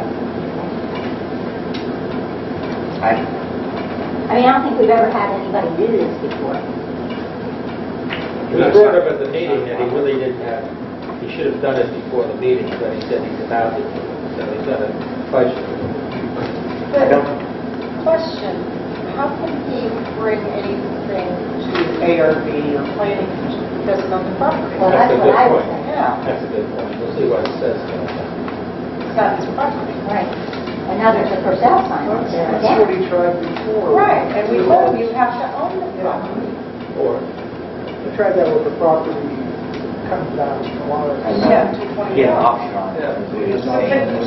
But I thought in our ordinance it says that you have to be the owner of the property. I thought it did too, but that might not be correct. Okay. I have outlaw. I think we accepted an option to purchase. Which I think it probably is. Option to purchase. They entered the board. Motion to accept Board of the Zoning. Board of Zoning approval. All in favor? Any opposed? Architecture Review Board? Nothing at this, well, let me rephrase that. 26 Water Street decided not to demo their garage, which was a older structure. Motion to accept. Second. All in favor? Any opposed? Forest Board? We have a meeting on the 26th, right? Yes, At 7:30, yes. right? Okay. That's next Tuesday, right? Next Tuesday, 26th, 7:30. Pine Memorial, Nothing scheduled. West Missouri Fire District. We don't have a meeting in August due to vacation schedules, so we will be meeting in September. Reports from special committees. Communications from residents. Marion Gillette, 32 Audubon Lane. Mr. Major, I wonder if you could update me on the status of the bids for putting the new sewer line. I understand they've been let. Sewer line bids. The sewer line bid, The interceptor. the new sewer is going into the woods. Oh, the woods. Yeah. I don't know if it's gone out for bid. I don't know. It has. It has? bid. You gave me some And the information. company that got That's what I wanted to know about. Go ahead. it was awarded? Yes. Yes, it was Last awarded. to, I can't think of the company. it's I an don't know. offshoot of Paris. I don't know. It's an offshoot. Yeah. I don't know. Soda, was it soda? No, but... I was given an unfavorable impression. Yes, of- I was too, and they said they will leave the woods in a bigger mess. That it was way underbid everybody way else's underbid. bid. It's going to be I a just mess. wonder what you're doing. And I can't tell you to the company, they said the name, but I didn't.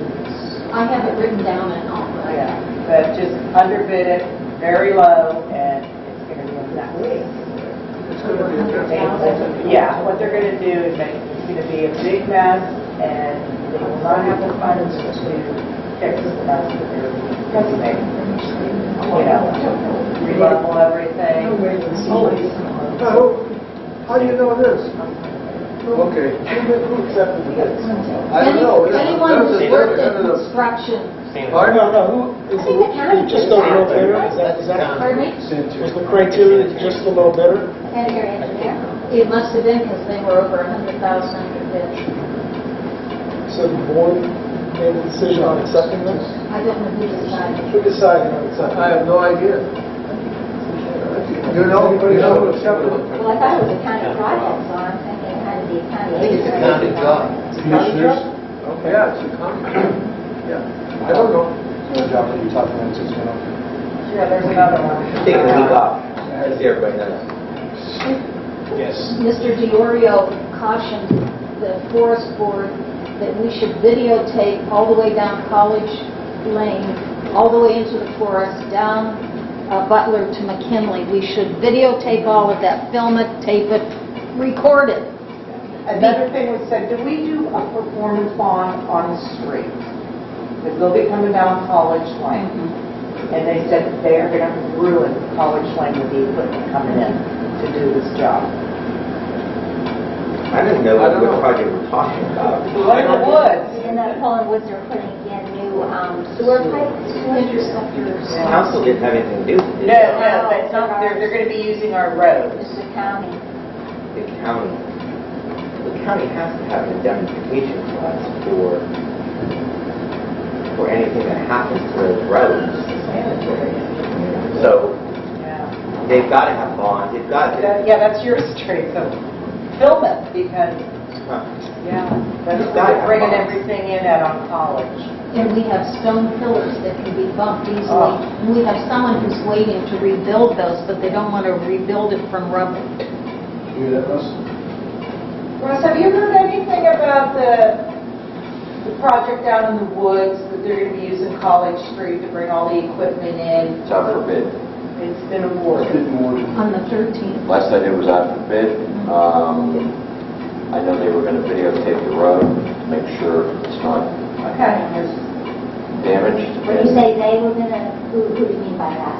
Sanitary engineers. They're gonna videotape. Yeah. Joe DeSantis is pretty good. I'll be honest with you, as long as it's him, I'm not too worried. There was just word out that the company that got it underbid it a little too low. I don't know who got it. I can't think of their name. All right, anything else? Communications from residents? Any new business? Mr. Gillett, I'll find out.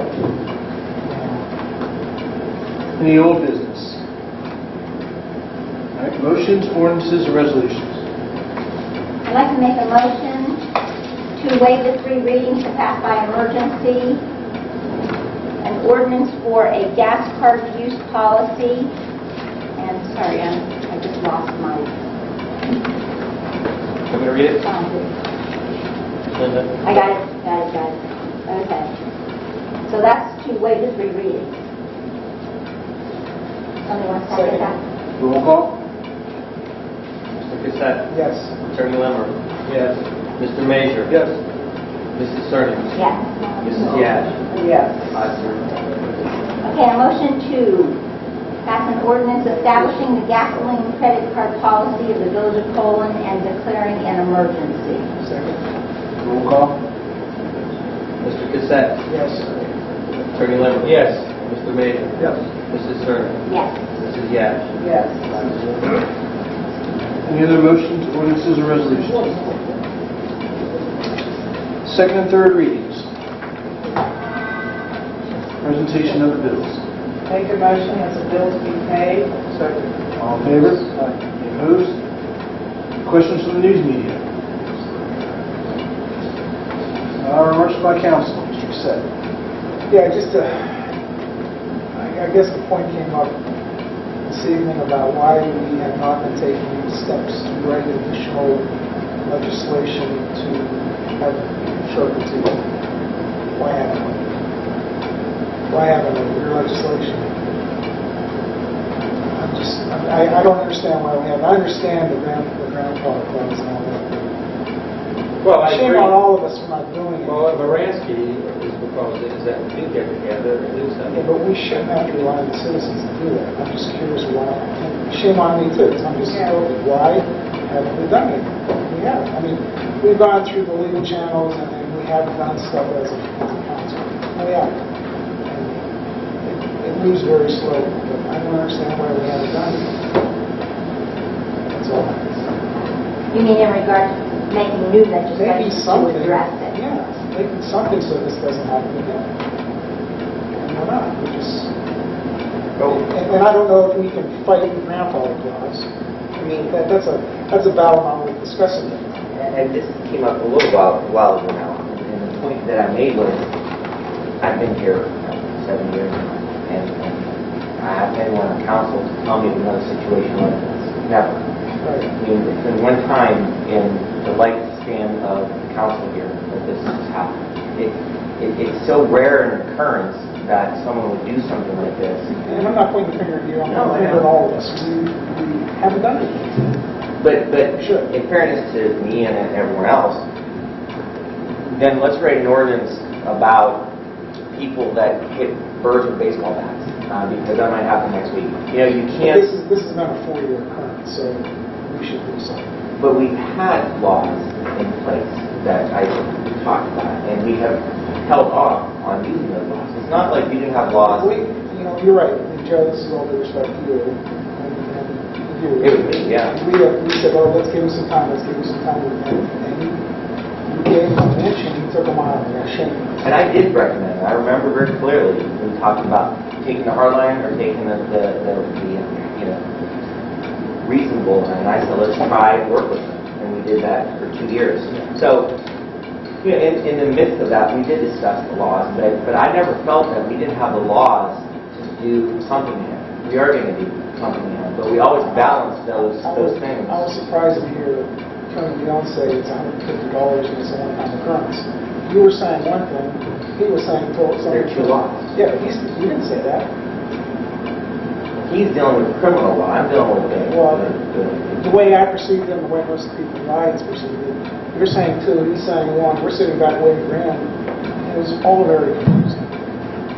Well, and the other part that's confusing, honestly, is that the system is bifurcated in that you have one arm of it here. I have no power to charge anyway. Right. You know, I'm not a prosecutor, and then part of it has to go down to the prosecutor's office. So we have, and Dave's going to do it now, is cite him for the exterior walls. And some of this was not in place either, though. Some of the he had done enough then that we looked at these laws. I remember we did. I remember I looked at the exterior walls. I remember I looked at the nuisance laws. And we even had the evidence at that time to pursue it. So part was the strategy, which was my idea. Part of it was the laws we had at the time, some of which he was in compliance with. That's why he put that fence up. I remember that. Now the fence is dilapidated, so we're going to charge him with that. All he's going to do is put it back up and say he's compliant. That's right. He will, but we'll charge him with other things.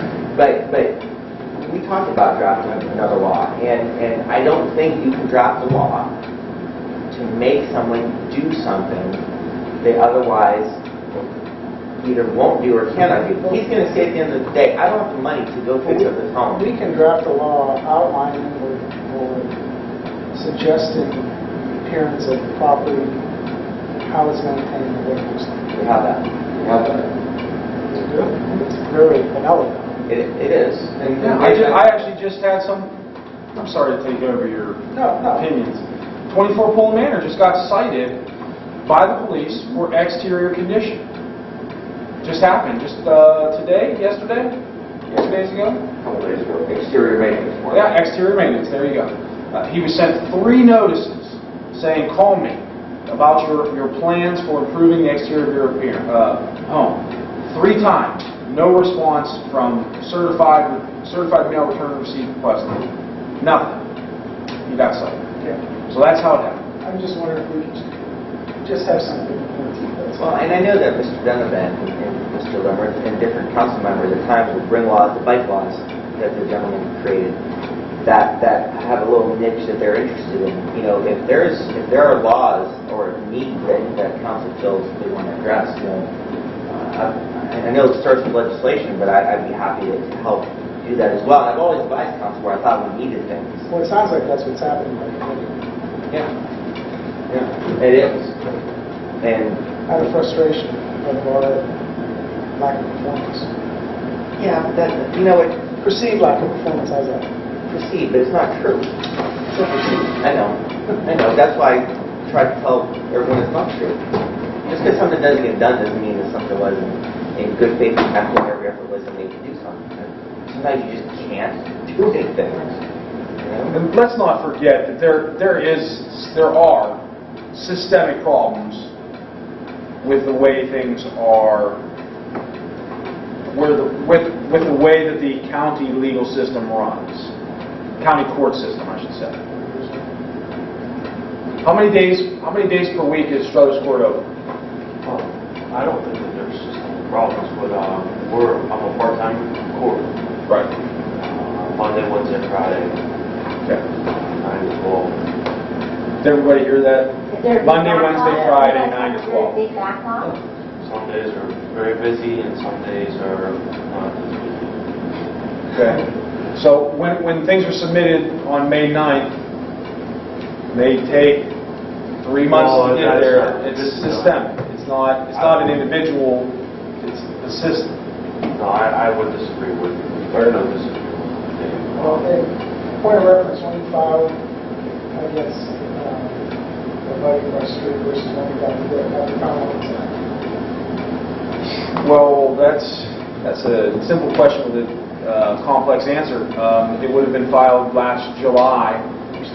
We're still waiting. We still go to. We have had I'll say 9 pre-trials. This is what we're going to go for Texas.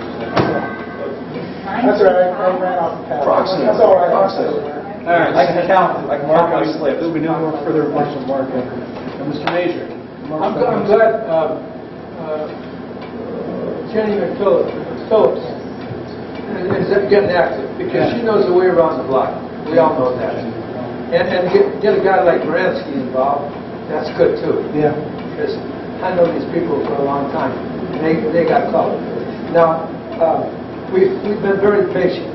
And we can't do what they're doing. We get sued.